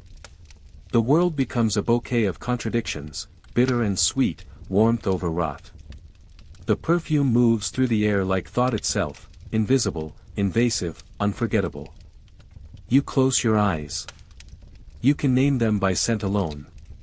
There is the woman who smells of iris and talcum powder, like the ghosts of nurseries. The one who smells of amber and wine, her laughter loud enough to hide the trembling. The one who smells of soap and nothing else, who sits perfectly still, daring the world to notice her restraint. They are beautiful because they have mastered disappearance. Perfume is their camouflage, their weapon, their prayer. It replaces language. When they lean close to speak, words become unnecessary, their breath says everything. And beneath it all, faint but certain, you recognize the same note you've come to crave in your own solitude, the smell of opium, sweet, burnt, eternal. It lingers in their hair, their silk, their dreams. Some mix it with jasmine oil to hide its darkness, others leave it raw, letting the room know what they are made of. When they sleep, it seeps from their skin, staining the sheets like ink. You imagine their rooms, small, candlelit spaces where mirrors lean against unmade beds, where the air never truly clears. Bottles crowd the dressing table, amber glass, gold stoppers, labels half peeled. Some are perfumes, some tinctures, some poisons. They mix them carelessly, chasing one more perfect scent, something that might make them unforgettable, even to themselves. You can see them now, in the hour before dawn, when the world's mask slips. A woman sits before her mirror, combing her hair with slow precision. Each stroke releases another wave of fragrance into the air, until the room feels alive with invisible hands. She closes her eyes. The perfume holds her like memory, and she drifts into a dream that smells like someone else's past. Another lies awake beside an untouched bedmate, watching the ceiling as the smell of his cologne fades. She wonders how long it will take for her own scent to erase his. Another still walks through the rain without an umbrella, letting the water dilute her perfume into something almost human. She smiles as strangers turn their heads, not realizing they're breathing in her history. You think of how the Victorians believed perfume could shape the mind, how they filled their parlors with orris and rose, trying to domesticate the soul's chaos. They were wrong, of course. Scent doesn't tame the mind, it feeds it. It makes memory endless. You open your notebook and write a single line. Perfume is the body's way of remembering what it cannot keep. The ink spreads slowly, fragrant from the spilled veal beside you. You dab your wrist with it. The scent rises, floral at first, then darker, the way light smells when it leaves. It makes you dizzy. For a moment you are one of them, drifting through the haze, face lit by the low glow of chandeliers, your shadow perfumed into invisibility. People turn to look, not because they know you, but because you smell like a dream they once had and forgot to finish. You realize this is how they survive, by being unforgettable in every way but real. When dawn comes, the women who dream in perfume will vanish into taxis and narrow staircases, leaving nothing but air heavy with sweetness. The city will wake, blinking, uncertain why it feels lonelier. And you, still by the window, will breathe them in as if they were proof that beauty ever existed at all.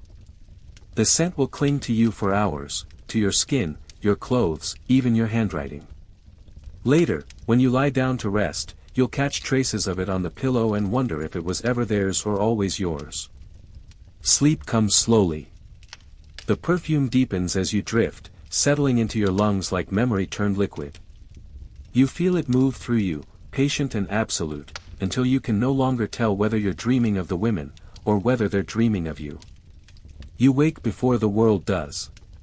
It's the hour when silence has weight, when the air feels full, swollen with everything that has not yet been said. The lamps have burned low, their light turning from gold to that sickly, uncertain gray that belongs only to endings. You lie still, not because you are tired, but because movement might break the fragile illusion that time has stopped. The city sleeps beneath you, faceless, sighing. Somewhere, a carriage will turn on wet cobblestones, slow, deliberate, as though afraid to wake the ghosts. A door closes 2 streets away. A cat cries, thin as silk. Everything else is silence. The hour before dawn is a kind of mercy. It asks nothing of you. It forgives everything. You breathe in the room's stale perfume, smoke, musk, and the faint metallic tang of extinguished candles. The velvet drapes hang heavy with last night's heat. The opium lamp on the desk has burned itself out, leaving a crust of resin like black honey. You can still taste it in the back of your throat, that sweet, bitter edge that makes the world shimmer at its corners. The body feels foreign at this hour. It remembers pleasure like a rumor, pain like a prayer. You stretch your hand across the bedsheet and find it cold. For a moment, you think you see movement in the mirror, not yours, but a delayed echo, as if the reflection itself were hesitating, reluctant to begin the day. You watch yourself breathe. You look older than you did last night. The shadows under your eyes resemble bruises, not from violence, but from thought. The hour before dawn is when beauty looks like exhaustion, and exhaustion, like peace. You rise. The floorboards creak beneath your bare feet, each sound swallowed by the stillness. You move through the room like an intruder. Every object seems to observe you, the half-empty glass, the paintbrushes bristling in cloudy water, the open notebook filled with lines you don't remember writing. Words drift across the page like fever dreams, fragments of confession, anatomy, light. You cannot tell if you wrote them while awake or under the narcotic spell of smoke. Outside, the fog has begun to pale. You pull back the curtain. The city is unmade, only outlines remain. Roofs melt into sky, streets dissolve into cloud. Chimneys leak whispers of last night's warmth, curling upward like tired thoughts. You think of all the lives that continue behind those walls, the sleepless, the starving, the dreaming, the dead. Somewhere, a baker stirs his dough. Somewhere, a woman wipes her eyes in the half-light. Somewhere, a painter like you is still awake, waiting for the exact shade of gray that only appears between night and dawn. You envy that patience. You fear it too. The air tastes like ash and wet stone. You open the window, and the city exhales, the smell of soot, milk, cheap gin, and something faintly floral, like memory returning. The wind touches your skin with surgical precision, cutting through the warmth left by the night. You let it. You deserve to be a little cold.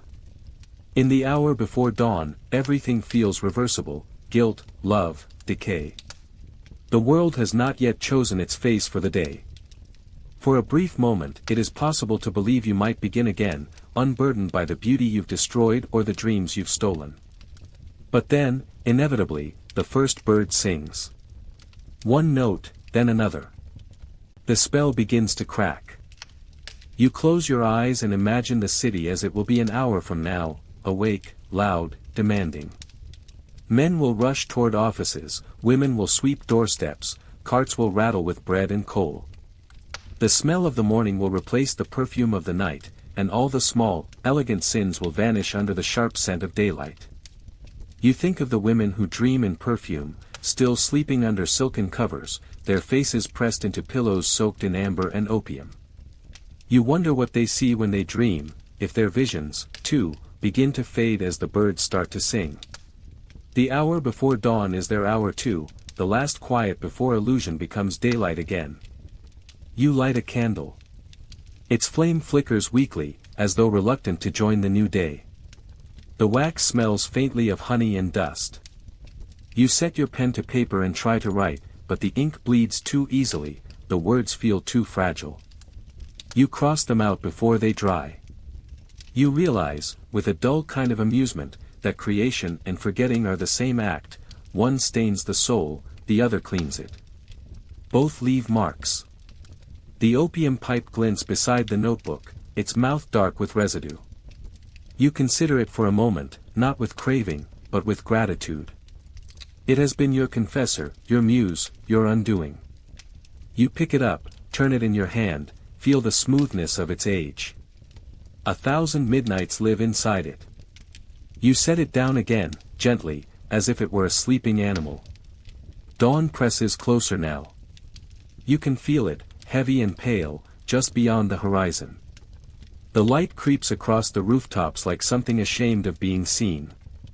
In the gray blue of it, everything looks softer, kinder, even the ruins of your own excess. You stand by the window until the sun breaches the fog. It arrives without ceremony, a pale coin dropped into a dirty fountain. The light falls across your face, washing away what little of the night remains. And there, in that moment, you feel the faintest pang of grief, not for what the light reveals, but for what it erases. The night's small madnesses, its secret hungers, its tendernesses unspoken, all dissolving into the sterile order of morning. You close the curtain. The world outside continues without you. Inside, the candle burns low. The scent of smoke and velvet still clings to your clothes. You return to the bed and lie down, not to sleep, but to remember how it felt to almost vanish. Your eyes close. The city hums faintly now, awake, alive, indifferent. You are the last dream of the night, lingering in the lungs of dawn. And when the light finally reaches your face, you do not stir. You let it find you, unmade. You no longer call it indulgence. You call it balance. The quiet measure between ecstasy and collapse, between inspiration and paralysis. It has become a kind of discipline, your private arithmetic of decay. Each morning bleeds into the next, smooth as a silk ribbon soaked in narcotic calm. You tell yourself that you've learned moderation. That what was once obsession is now a ceremony of control. You prepare the pipe as though arranging flowers for a funeral, precise, reverent, slow. The smoke no longer startles you, it greets you like an old friend whose footsteps you recognize in the dark. Habit is not a chain, you whisper to yourself. It is a rhythm. A melody played too often. Your body knows the ritual before your mind does, the weight of the ivory pipe, the curve of your fingers, the faint hiss of the lamp. The smoke rises, pale and obedient. It coils around your wrist like a lover's promise, like the faint pressure of a ghost's hand. In this room, everything has adapted to your pattern. The clock ticks slower here. The light drips in molasses. Even the furniture seems to breathe in unison with you, the velvet armchair exhaling as you sink into it, the desk sighing under the weight of papers you never finish. The opium doesn't thrill you anymore. It soothes. It hums where it used to sing. It settles where it once devoured. Outside, the city screams its morning chorus, vendors, hooves, the metallic chatter of 1,000 ambitions, but you barely hear it. The world beyond the curtains feels like theater, too bright, too insistent, full of actors who haven't yet realized their lines are meaningless. Inside, the air is velvet. Heavy with habit, sweet with decay. You are becoming your own ecosystem, self-sustaining, predictable, serene in your self-destruction. There was a time when you believed art was born of chaos, that suffering sharpened genius. Now you see that art, like addiction, thrives in repetition. Each stroke of the brush, each breath of smoke, a heartbeat in a machine that doesn't stop. You paint without vision now. Not out of passion, but out of necessity. Your hand moves even when your mind does not. Color becomes routine, composition becomes comfort. The world you paint is quieter now, fewer faces, more fog. A study in stillness. In every canvas, the same faint haze drifts between the figures, as if you are painting smoke itself, or perhaps, time. Habit makes beauty mechanical, and in that mechanization lies its dark grace. The critics still write about you. They call your new work mature, restrained, haunting in its calm. You read their words as though they were epitaphs. They do not know that the restraint they admire is not discipline but exhaustion. They do not see that your genius is embalmed. You are a craftsman of your own decline. Every evening you rehearse it. Fill the pipe. Light the lamp. Breathe. Forget. Repeat. There's a certain loveliness in predictability, the comfort of knowing exactly how the night will end, and exactly how the next will begin. The world becomes manageable, folded neatly into rituals. You eat little, sleep irregularly, dream often. You wake with a throat full of sweetness and regret. The mirror grows kinder as the days blur. Your reflection softens, details dissolving. The eyes still glow faintly, a trace of fever, a memory of hunger, but the rest has turned to wax. You are becoming less person, more atmosphere. Even loneliness grows gentle with habit. It no longer claws, it purrs. It watches you from the corner, patient and amused. Sometimes, when the lamp sputters low, you think of the poppy fields, not the painted ones that hang in parlors, but the real ones, the acres of trembling color somewhere far from London's soot. You imagine the workers bending to harvest, their hands red with sap. The empire's veins stretch across oceans, carrying both pain and pleasure. You breathe their labor into your lungs every night. It becomes your luxury, your muse, your curse. The pipe cools. The smoke thins. You stir from your chair and walk through the room, your bare feet silent on the rug. Dust floats in the pale morning light, weightless as thoughts you'll never write down. On the mantel, a collection of small objects, a dried flower, a cracked teacup, a cameo locket, form an accidental shrine to the person you used to be. You touch none of them. You only observe, as if their meaning might shift if left undisturbed long enough. Habit has its religion. You are its quiet devotee. The mind no longer questions, it only follows. You have stopped asking when you last felt joy, or hunger, or fear. The days are measured by the distance between pipes. The calendar becomes meaningless. Sometimes you wonder if this is what immortality feels like, not eternal youth, but eternal sameness. Outside, the fog presses against the windowpane like a hand. The city is beginning to fade into light again.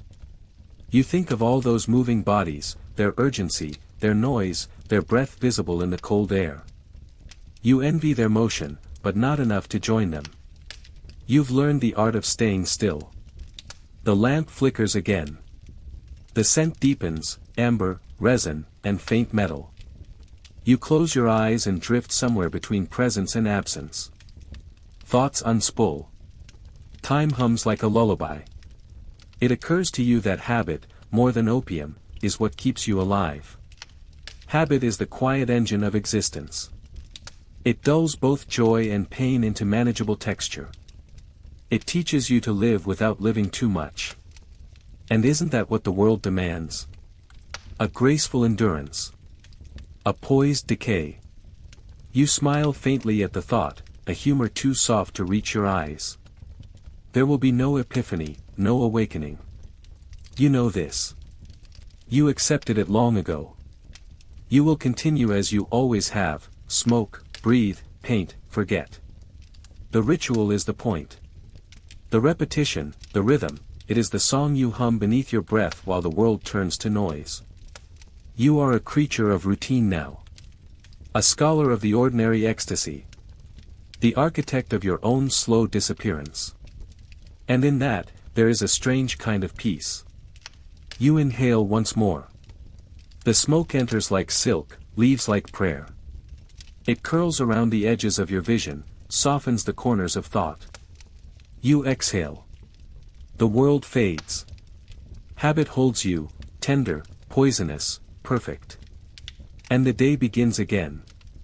They praise you now. They call you luminous. Restrained. They say you've reached a kind of purity, that your latest works shimmer with wisdom, with maturity, with the delicate hand of one who has finally mastered his demons. You read their words in the papers, the journals, the finely printed reviews left on your doorstep by boys with cold red fingers. A triumph of sensitivity, they write. A revelation of modern grace. You cough as you read. The sound surprises you, small, sharp, almost dainty at first, then deep, echoing, like something dragging its claws along your ribs. You set the paper down. The ink smears beneath your hand. You stare at the spot where your breath has left a faint circle of dampness. The words, revelation, and grace blur together into something formless. You smile. You do not correct them. They think your silence is discipline. They think your frailty is aesthetic. They think the pallor of your skin, the tremor in your hand, the slow, deliberate way you speak, all of it is performance, a style, a brand of genius refined by suffering. You let them think so. It's easier that way. The truth is simpler, uglier. The truth tastes like iron. The truth hides in the handkerchief you keep folded in your pocket, always white in the morning, always red by night. It began as a tickle, a whisper in the lungs, something easily dismissed. You told yourself it was the cold, or the London air thick with soot, or the paint fumes, or anything but what it was. Now it is your metronome, steady, rhythmic, impossible to silence. Cough. Pause. Breathe. Paint. Cough again. The world continues to adore you. They do not see you lean against the wall when no one's watching. They do not see the way the brush trembles in your hand, how your chest rises too fast, too shallow. They do not smell the sweetness of sickness that clings to you, a perfume of decay so faint it might almost be beautiful. You are becoming your own subject. The portrait of the dying artist, elegant, doomed, exquisite. It suits you, you think. You've always preferred tragedy in tasteful proportions. The letters arrive daily. Patrons, critics, admirers, all eager to dissect your genius, to praise your melancholy. They write as though your suffering were a rare instrument, one you play for their delight. They do not know that genius is a parasite, and your body, its host. You answer none of them. You sit by the window, the fog pressing against the glass, and watch the world dissolve in slow motion. Your breath clouds the pain. The city looks distant, like something half-remembered from a fever dream. You lift the pipe. You inhale. You wait. The pain quiets, obedient as ever. The critics mistake the calm in your work for peace. It is not peace. It is surrender. They call your muted colors transcendent. They see meaning in your restraint, poetry in your silence. They do not realize that your palate shrank because your sight has begun to fade, that every shade looks slightly gray now, as if the world itself were dying beside you. You do not correct them. You let them write. You let them build your monument while you are still breathing. The cough returns, sharp as punctuation. You taste blood again, not bright, but dull, metallic, heavy. You press the handkerchief to your mouth and study the stain. It looks like ink. You wonder if the body, too, is trying to write something. Each morning feels heavier now. The act of waking, a negotiation. The light hurts. The air cuts. But you move through the routine with the precision of habit. You dress. You light the lamp. You prepare the pipe. The opium dulls the edges. It makes your illness elegant, your pain operatic. You drift through the day in slow focus, each breath deliberate, each gesture choreographed. Even the act of coughing becomes rhythm, a verse in the long poem of your decline. Visitors come sometimes, admirers, patrons, young painters with reverent eyes. They call you master. They study your stillness, your fragility, as if it were wisdom. You offer them tea, speak softly, and never let them see the trembling of your hands. You've learned to hide the worst of it, the way your vision doubles, the way your chest tightens, the way sleep feels like drowning. You smile through it all. You've always had a talent for performance.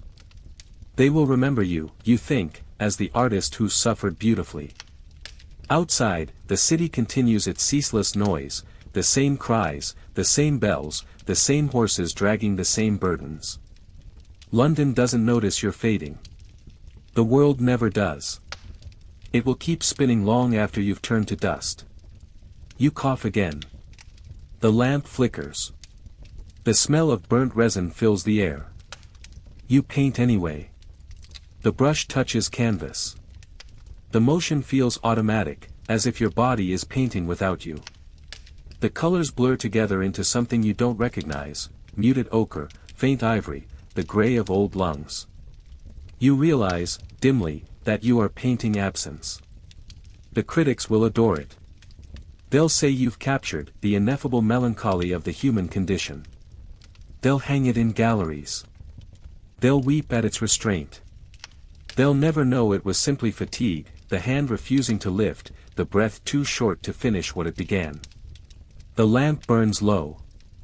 The room tilts softly, the air shimmering with exhaustion. You lower the brush. You close your eyes. For a moment, the pain eases. The silence returns. You think of the reviews again, the praise, the comparisons, the hollow admiration. A visionary, they call you. A master of the ephemeral. Ephemeral. The word tastes like smoke. You laugh once, quietly, carefully, so as not to trigger another cough. You are not a master of the ephemeral. You are its victim. The critics will never understand that your genius was not insight, but endurance, the ability to keep working long after beauty ceased to mean anything, long after your body began to betray you. They will call your decline romantic. They will canonize your suffering. They will frame your dying breath and call it art. And when you are gone, they will speak your name with reverence, not knowing how lonely genius sounds when the applause fades, how hollow it feels when admiration becomes a kind of echo. The cough comes again, deep now, shaking you to the bone. You press the cloth to your lips. The taste returns, familiar, final. You close your eyes and wait for it to pass. It always passes. Everything does. When you open them again, the fog outside has thickened. The sun has disappeared behind it, pale and uncertain. The city looks like a painting of itself, distant, unfinished, dissolving at the edges. You lean back. The world hums faintly, and you breathe in rhythm with it. For now, it is enough. For now, you are still the artist they adore, the vision they misunderstand, the fragile god of your own small empire of smoke. You cough once more, softly, politely, as though excusing yourself from the world. And then, you paint again. You sit before the dying lamp, tracing a thumb across the smooth belly of the pipe, and somewhere in that gesture the distance begins to widen. The smoke that coils inside this little room does not belong to you alone, it has traveled oceans. You feel it, faintly, the weight of ships and seasons pressed into the powder you burn. You imagine the route backwards, as if exhaling could reverse time. Out through the fogged window, over the gray river where barges sleep, past the docks that smell of rope and salt and tar. Beyond them, the sea opens like a lung. Steamships crawl toward the east, their bellies full of crates marked with symbols you will never learn to read. Each crate holds the promise of dreams, for London, for you. But before the promise came the field. You picture it, endless and blinding under a foreign sun. The poppies stand like a choir, their petals trembling in the heat. Between them move small figures, bent, gloved, deliberate. They cut, collect, scrape. The sap beads white on the green stalks before turning amber in the dust. The air smells of sweetness and sweat, of effort disguised as grace. You can almost hear the sound the knife makes, a soft tear, almost polite. 1,000 tiny wounds blooming in rhythm. You breathe in and the sweetness reaches you across continents. The empire's invisible thread tightens around your ribs. It hums with industry, with necessity, with guilt you cannot fully claim. The critics write that your work captures the universal soul of the empire. They do not know how literal that is. Your art, your sleep, your inspiration, all are stitched from the hands of strangers. Somewhere a child coughs in a field while you cough in a salon. Somewhere a river runs brown with the waste of refining dreams. The distance makes it seem abstract, like a myth, you, the artist, they, the laborers, and between you, the long pulse of trade that smells faintly of flowers and death. You tell yourself that everyone serves someone. That every empire runs on beauty and ruin in equal measure. But the thought does not comfort you. You light the pipe again. The smoke drifts upward, curling into shapes that almost resemble maps. You see coastlines, deltas, mountain chains. You see the red lines of dominion drawn across the world like veins.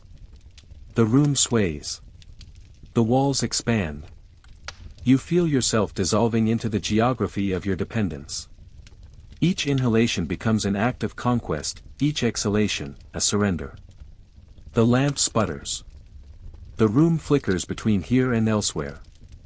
You hear markets, voices bargaining in tongues you do not know. You smell spices, fish, the metallic tang of coin. You see the gleam of silk and gunmetal, the promise of civilization packed in boxes and labeled progress. And always, behind it, the poppy. Its color more honest than any flag, crimson for want, gold for greed, white for the silence that follows. You remember the first time you saw one, pressed in a botanical book, its fragile petals flattened into beauty, its danger translated into Latin. The empire taught you that knowledge was ownership. You believed it. You still do, perhaps. The smoke thickens. You close your eyes and feel ships groaning under cargo, soldiers counting crates, clerks signing papers, profits blooming in ledgers. The machinery turns and turns. You are one of its ornaments, a shining emblem of culture, refinement, art. Your illness is romantic, their labor, invisible. The empire dreams through you. You paint its visions, women reclining in exotic fabrics, men gazing nobly into the horizon, the haze of paradise hanging over every canvas. The critics call it visionary. The galleries echo with admiration. No one notices that your paradise is built on exhaustion. Sometimes, in the quiet after the pipe burns low, you think of the sea again. The same water that carries the drug carries your paintings back in gilded frames. The trade completes its circle, beauty for oblivion, art for blood. You wonder who dreams for you while you sleep. Perhaps a worker somewhere in the east dreams of London's cold fog, of coins heavy in a palm, of release. Perhaps he too believes that suffering refines the soul. Perhaps he also coughs. The lamp dims to a dull glow. Your body feels distant, porous. You are neither guilty nor innocent. You are the corridor through which the empire breathes. You picture the queen's face on silver coinage, serene and eternal, her gaze turned toward the horizon you will never see. Beneath that gaze, the world is parceled, measured, priced. The poppies bloom again, obedient. You realize the empire is not out there, it is inside you, blooming in your lungs. The cough comes softly at first, then deeper. You bend forward, eyes watering. The taste returns, iron, smoke, the faint sweetness of decay. When it subsides, you sit back and wipe your mouth, leaving a small red mark on your wrist like a seal. You think of the fields again, of the workers bending, of the sun carving shadows into their backs. You think of the smoke drifting from your lips, rising toward the ceiling where it will vanish like prayer. The symmetry of it all feels obscene and holy at once. The world has built a temple from your vice, and you are both priest and sacrifice. You inhale again, slower this time. The room brightens briefly, edges sharpening into clarity. You see your unfinished canvas leaning against the wall, an expanse of pale color, a single figure half-rendered. You meant to paint a muse, but it looks more like a laborer now. The lines are rough, the hands calloused. Perhaps it is finally honesty creeping in. The lamp flickers once more. The sound of the city fades. You hear waves, distant and rhythmic. The empire's heartbeat. You think of the phrase the critics love, the opulence of decline. They will use it again when you are gone. They will write that your art captured the melancholy grandeur of a fading world. They will never know that the world was never fading, only consuming itself more beautifully each year. The smoke thins. The light leaks through the curtains, pale as mercy. You breathe in what remains, feel it spread through your chest like fog reclaiming the sea. You sit there for a long time, listening to the slow collapse of silence. And somewhere far away, in a field you'll never see, another hand makes another cut, another bead of sap forms, another dream begins its journey toward your lips. The empire endures. You close your eyes. You exhale. You let the world dream through you once more. You wake before noon, though wake is the wrong word. You rise from a depth that feels less like sleep and more like sinking, slow, honey-thick, unending. The room hums faintly with yesterday's smoke. The curtains hang heavy, jaundiced by years of nicotine and light too weak to burn.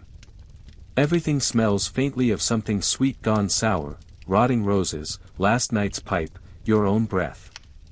You do not move yet. The ceiling above you is cracked in the shape of a map. You trace it with your eyes, hear the fault lines of empire, hear the rivers of trade, hear the small island pretending to own the sun. You blink and the map turns into veins, branching outward from a single heart that beats somewhere below your ribs. You are that heart, and you are tired. The collapse has been slow, so slow you mistook it for living. It began with the small things, a tremor in your hand when mixing pigment, the faint blur of letters when reading a review, the growing need for smoke to silence thought. But now the world itself seems to tilt slightly each time you stand. The edges of things have gone soft, as though the room is tired of holding its shape. You reach for the pipe, the old comfort, but even the act feels theatrical. You know the ritual by heart, the grinding, the tamping, the spark. But when the first ribbon of smoke rises, you feel nothing. The velvet calm refuses to come. The drug no longer whispers, it only wheezes, like an old organ leaking air. It occurs to you, suddenly, that perhaps it is not the drug that has weakened, but you. Perhaps you have exhausted the dream itself. You shuffle toward the mirror. The reflection looks faintly waterlogged, as though painted on damp paper. The eyes are yours but dimmer, like the ghosts of lamps left burning too long. The cheeks have sunk, the lips tremble in small, private rebellions against stillness. You tilt your head, and the mirror tilts with you, and for a moment you are certain that someone else stands behind the glass, a shadow that breathes when you do not. You remember when the mirror was a friend. when you would stand before it and imagine genius glowing faintly around your outline. Now it only records the slow erasure of what you once mistook for brilliance. You dress anyway, because habit is a form of survival. The waistcoat smells faintly of mildew and perfume. The cuffs are stained with ochre and blood from bitten cuticles. You tell yourself that the stains are history, that art always demands a little sacrifice. But when you reach for the cravat, your hands shake so badly you give up. Let it hang loose. Let it all hang loose. The streets outside are blurred beneath the fog. Gaslights shimmer like drowning stars. The world hums faintly with morning, carts rumbling, hooves striking cobblestone, a street hawker crying newspapers about wars fought in places you once painted as fantasies. The empire expands, you contract. You step outside. The air tastes like damp iron. You walk slowly, as if the ground might collapse if you move too fast. Every face you pass looks faintly unreal, painted in the same gray palette as your dreams. Somewhere a piano plays a waltz so distant it could be imagined. You follow the sound, because movement feels better than thinking. The waltz leads you to the river. The Thames slides by like an old thought, bloated and slow. The smell of rot and coal rises from it, mingling with something sweeter, poppies again, or the ghost of them. You lean on the railing, your breath leaving small clouds that drift and vanish. For a moment, the motion of the river matches your pulse, and you feel almost at peace. Then it happens. A small tearing sound, not in the air, but inside your head. Like fabric pulled too tight, finally giving way. The world brightens unnaturally, every reflection suddenly sharp. The water gleams like quicksilver. The clouds ripple backward. The waltz stops mid-note, leaving only silence, immense and fragile. You close your eyes and open them again, but the change remains. The city seems made of glass now, thin, trembling, ready to shatter. People move like puppets wound too tightly. A carriage rolls past without horses. The driver's face is a blur of paint. You blink, and he dissolves. You think, this must be the final gift, the collapse of reverie itself. The dream devouring its dreamer. You turn and walk home, though you are not sure which direction home is. The streets rearrange themselves, like a deck of cards shuffled by an indifferent hand. You recognize landmarks only after you've passed them. The fog grows thicker, and within it you see shapes, wings, maybe, or curtains, or memories taking form. Once, you could tell the difference. Now, all of it feels equally real. You reach your door by instinct. Inside, the lamp is still burning, though you are certain you extinguished it. The flame sways in greeting, or warning. You sit beside it, body heavy, mind scattering. Every object in the room hums faintly with life. The furniture breathes. The drapes sway without wind. Your own hands pulse with invisible light, as though your veins carry not blood but gold dust. You laugh once, softly. It sounds like someone else's laugh. You understand now that the empire never wanted your art, it wanted your body as proof that beauty could survive rot. That even decay could be aesthetic, if framed correctly. You were not its chronicler, you were its performance. The cough comes again, fierce and bright. It shakes through your ribs, leaves a trace of crimson on your sleeve. You stare at it, the color too vivid to be human. For a moment, you imagine grinding it into pigment, painting with it, something true, something final. The smoke has turned bitter. It fills the room with a smell like burnt sugar and salt. You breathe it anyway, because you no longer know how not to. The walls pulse once more, and then the edges begin to melt. You can see the brushstrokes now, the world revealing itself as the painting it always was. You touch the air, and your hand leaves a smear of light. Somewhere beyond the fog, a bell tolls. Not for death, not for salvation, just for time passing, indifferent and eternal. You think of all the others, poets, painters, dreamers who drank from the same cup. You see their faces flicker in the smoke like constellations. They do not look at you. They are already gone, scattered through the Empire's dreamscape, names turned into whispers. You close your eyes. Behind the lids, colors bloom, indigo, scarlet, the pale green of sea glass. Then the colors fade, leaving only white. A quiet so complete it hums. You feel the room breathing around you. You think, distantly, that perhaps this is what it means to finally belong to your creation, to dissolve into it, pigment by pigment, thought by thought. The Empire continues to dream, endlessly. And you, its most devoted sleeper, are at last part of its silence. You are gone, but not absent. Your body cools in a room that smells faintly of lilies, laudanum, and turpentine. The curtains are drawn tight, but the city outside hums with its usual indifference. A new day rises without ceremony. Somewhere, a maid pauses at your door, tray trembling in her hands, the scent of tea and burnt toast drifting into a room that no longer needs breakfast. Your name will not be spoken here for hours. The silence has weight, as if the air itself is deciding whether to remember you or move on. The pipe lies beside the bed, tipped over, a dark crescent of residue cooling in its bowl. A few motes of ash cling to the sheet near your hand, your final landscape, monochrome and tender. The canvas on the easel remains unfinished, the paint half dry, the brush still damp from your last, trembling attempt at definition. The newspapers will call it tragic. The salons will call it inevitable. In the end, everyone loves a martyr of beauty. They will say you lived too intensely, saw too deeply, dreamed too much. They will whisper that your genius burned too brightly for the mortal world, and that the smoke was only proof of light.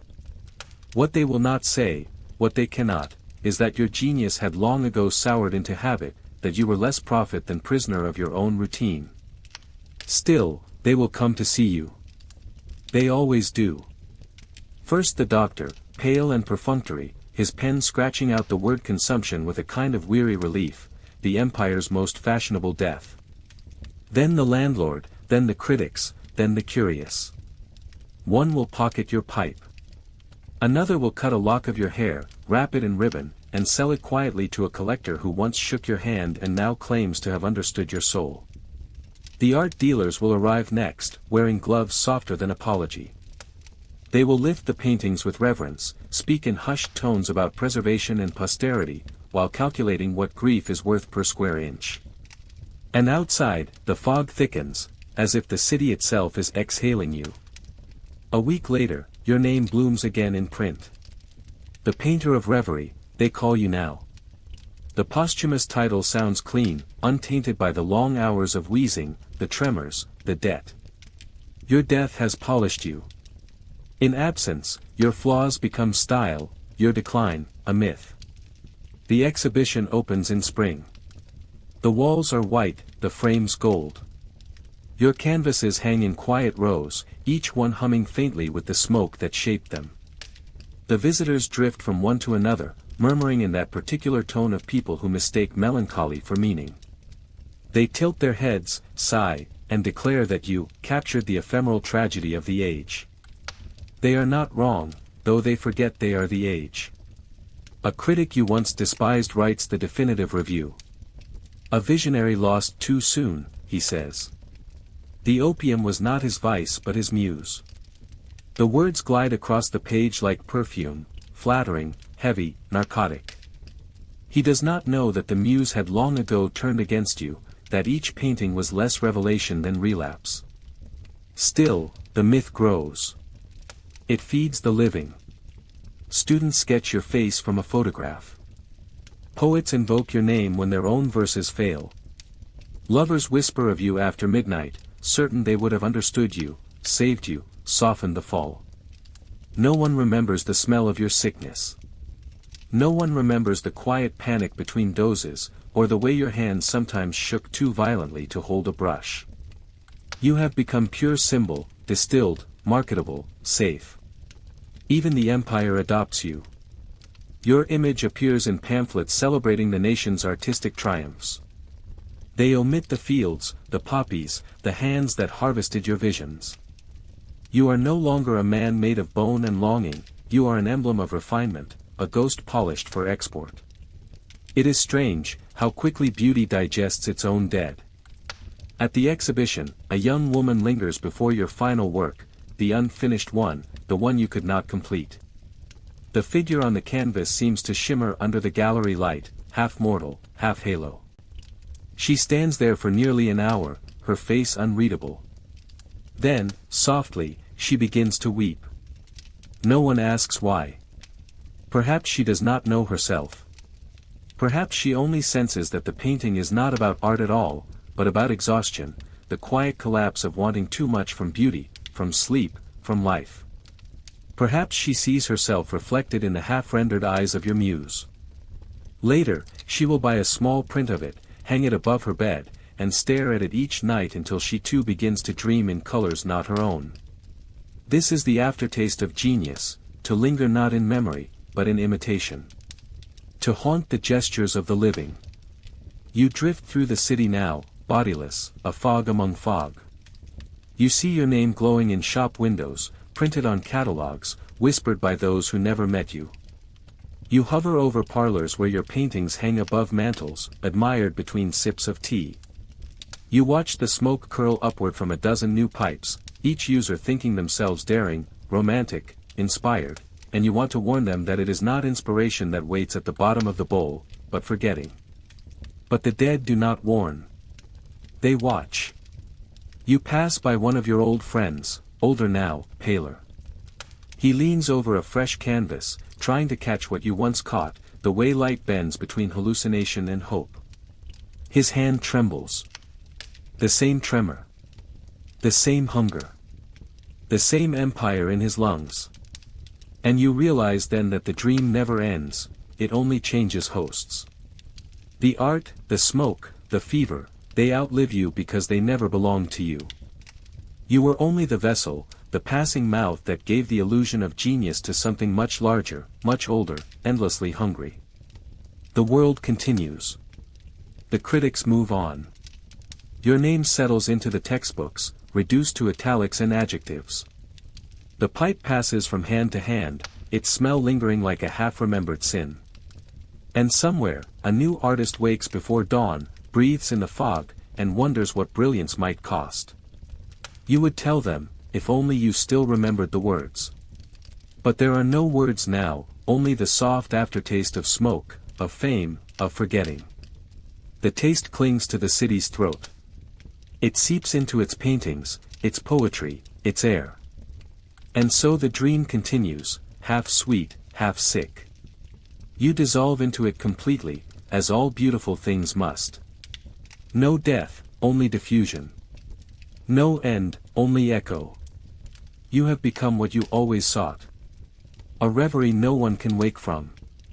You are everywhere now, and nowhere. The city no longer needs your name to remember you. It remembers through scent, through smoke, through the way the gaslight bends at certain hours of night as though bowing to something unseen. The air itself has taken your shape, not your body, but your atmosphere. You drift through London as a faint pressure in the lungs, as the hush that follows laughter in a drawing room, as the thin gold residue that clings to the inside of every glass. You are what remains when everything else is forgotten. Evening arrives like an old friend. The fog rolls in slow, deliberate folds, softening the edges of chimneys and bridges, wrapping the city in its pale shawl. It is beautiful, this perpetual twilight, this kingdom of half-light where no one must face the truth of day. You feel it pulse through you, this shared exhaustion masquerading as grace.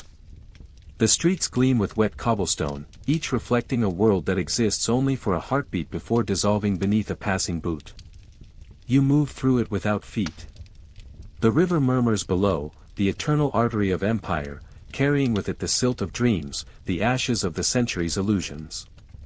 Once, ships sailed that water bearing the seeds of your own undoing, opium, silk, tea, sugar, art.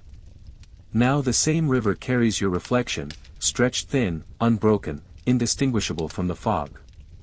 You are not lonely. Loneliness belongs to bodies. You are something quieter, wider, the space between sighs. The rooms you once haunted still exist. The velvet, the mirrors, the candles, the stains. In some, new tenants sleep in the same beds, their breath clouding the same glass. You hover above them like a draft. The woman who now occupies your flat writes letters to a lover in India. She folds each page carefully, as though her words might reach him by scent alone. You watch her, and you realize how little the world changes. Only the handwriting. On the walls of the gallery, your paintings continue to glow. The varnish yellows, the pigments fade. Still, the visitors gather. They tilt their heads.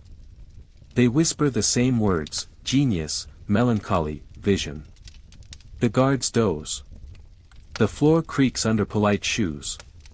And you, invisible among them, feel the faintest pulse of amusement. You want to tell them that genius is not brilliance but surrender, that the mind only opens when it begins to decay. But the only language left to you is air, and they breathe it unknowingly, mistaking you for atmosphere. You drift past them, through the corridors of glass and marble, and into the streets beyond. The city hums with electricity now, bright wires where gas once flickered. Yet the light feels no different. Progress, too, repeats itself. The young men still chase novelty, the old still worship decline. Every generation discovers the same despair and calls it modern. You glide through time like a scent that refuses to fade. Your century has ended, but your fever endures. You see new faces hunched over sketchbooks in cafes that serve bitter coffee instead of tea. You see poets trading opium for absinthe, absinthe for cocaine, cocaine for light. Each intoxication arrives like a new religion, promising revelation and delivering only rhythm, the same rise and fall, the same gentle descent into repetition. You could tell them that all beauty is a form of sleep, but they are not ready to listen. They are too alive. And yet you envy them, these brief, burning creatures. Their laughter has weight. Their mistakes are still warm. You pass through them like wine through lace, feeling their warmth only as memory. You wonder what it would mean to begin again, to hold a brush, to cough, to hunger, to want. But wanting is the one thing you have outgrown. Now, you are the world's quiet exhalation, the final note of every unfinished song. You live in the distance between past and future, where time folds over itself like silk. You are the eternal drift, the residue of reverie that coats everything touched by beauty and loss. Sometimes you dream of solid things, the scrape of a chair against the floor, the weight of a pipe in your palm, the way paint thickens under a trembling hand. But the dreams dissolve before they take shape. You cannot hold a brush, you are the color now.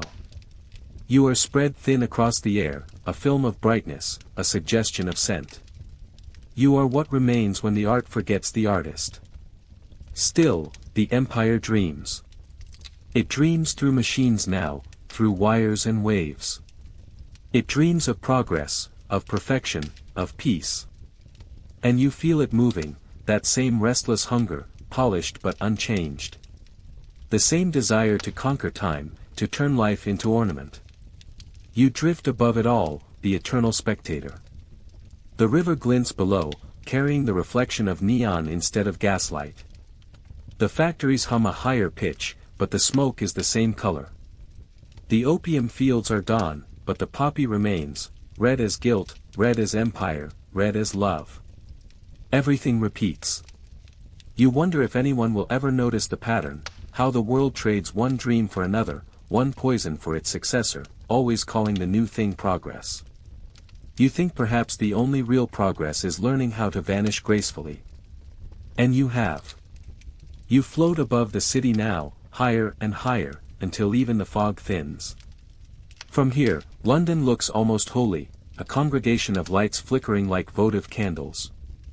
The river glows faintly, the veins of empire still pulsing after death.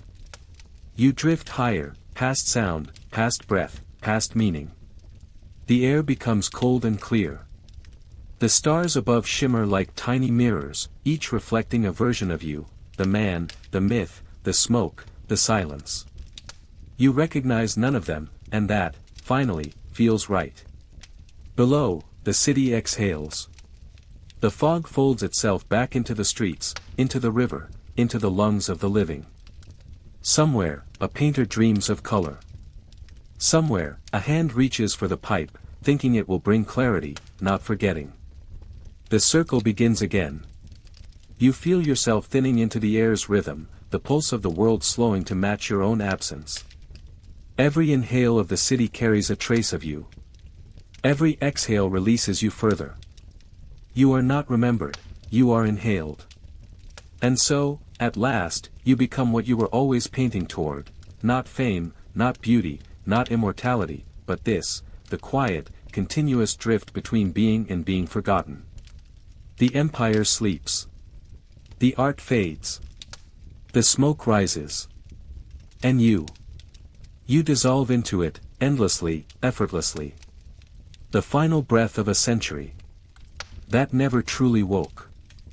And so, the smoke thins. The velvet folds darken. The fevered century exhales its last trembling sigh. You've wandered through the drawing rooms of dreamers, the pale poets and exhausted painters who mistook oblivion for inspiration, and inspiration for salvation.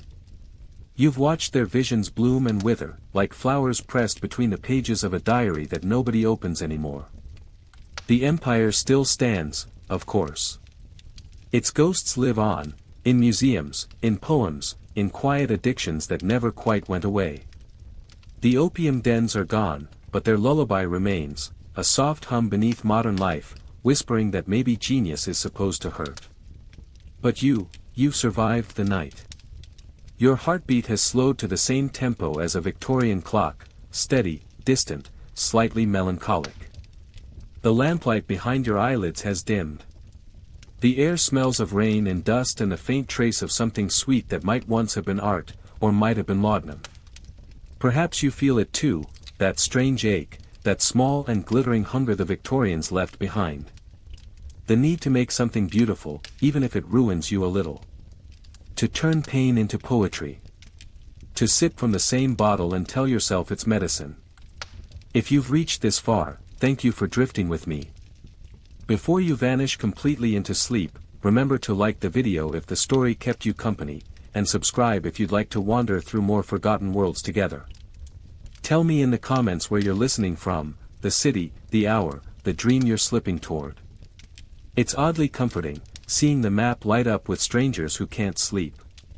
Now, let it fade. The fog, the cough, the candle guttering in the corner. Let London sink back into its own damp reverie, and carry with you only the aftertaste of its beauty, bittersweet, perfumed, endless. Good night, you child of smoke and silk. May your dreams be strange, and your awakenings merciful.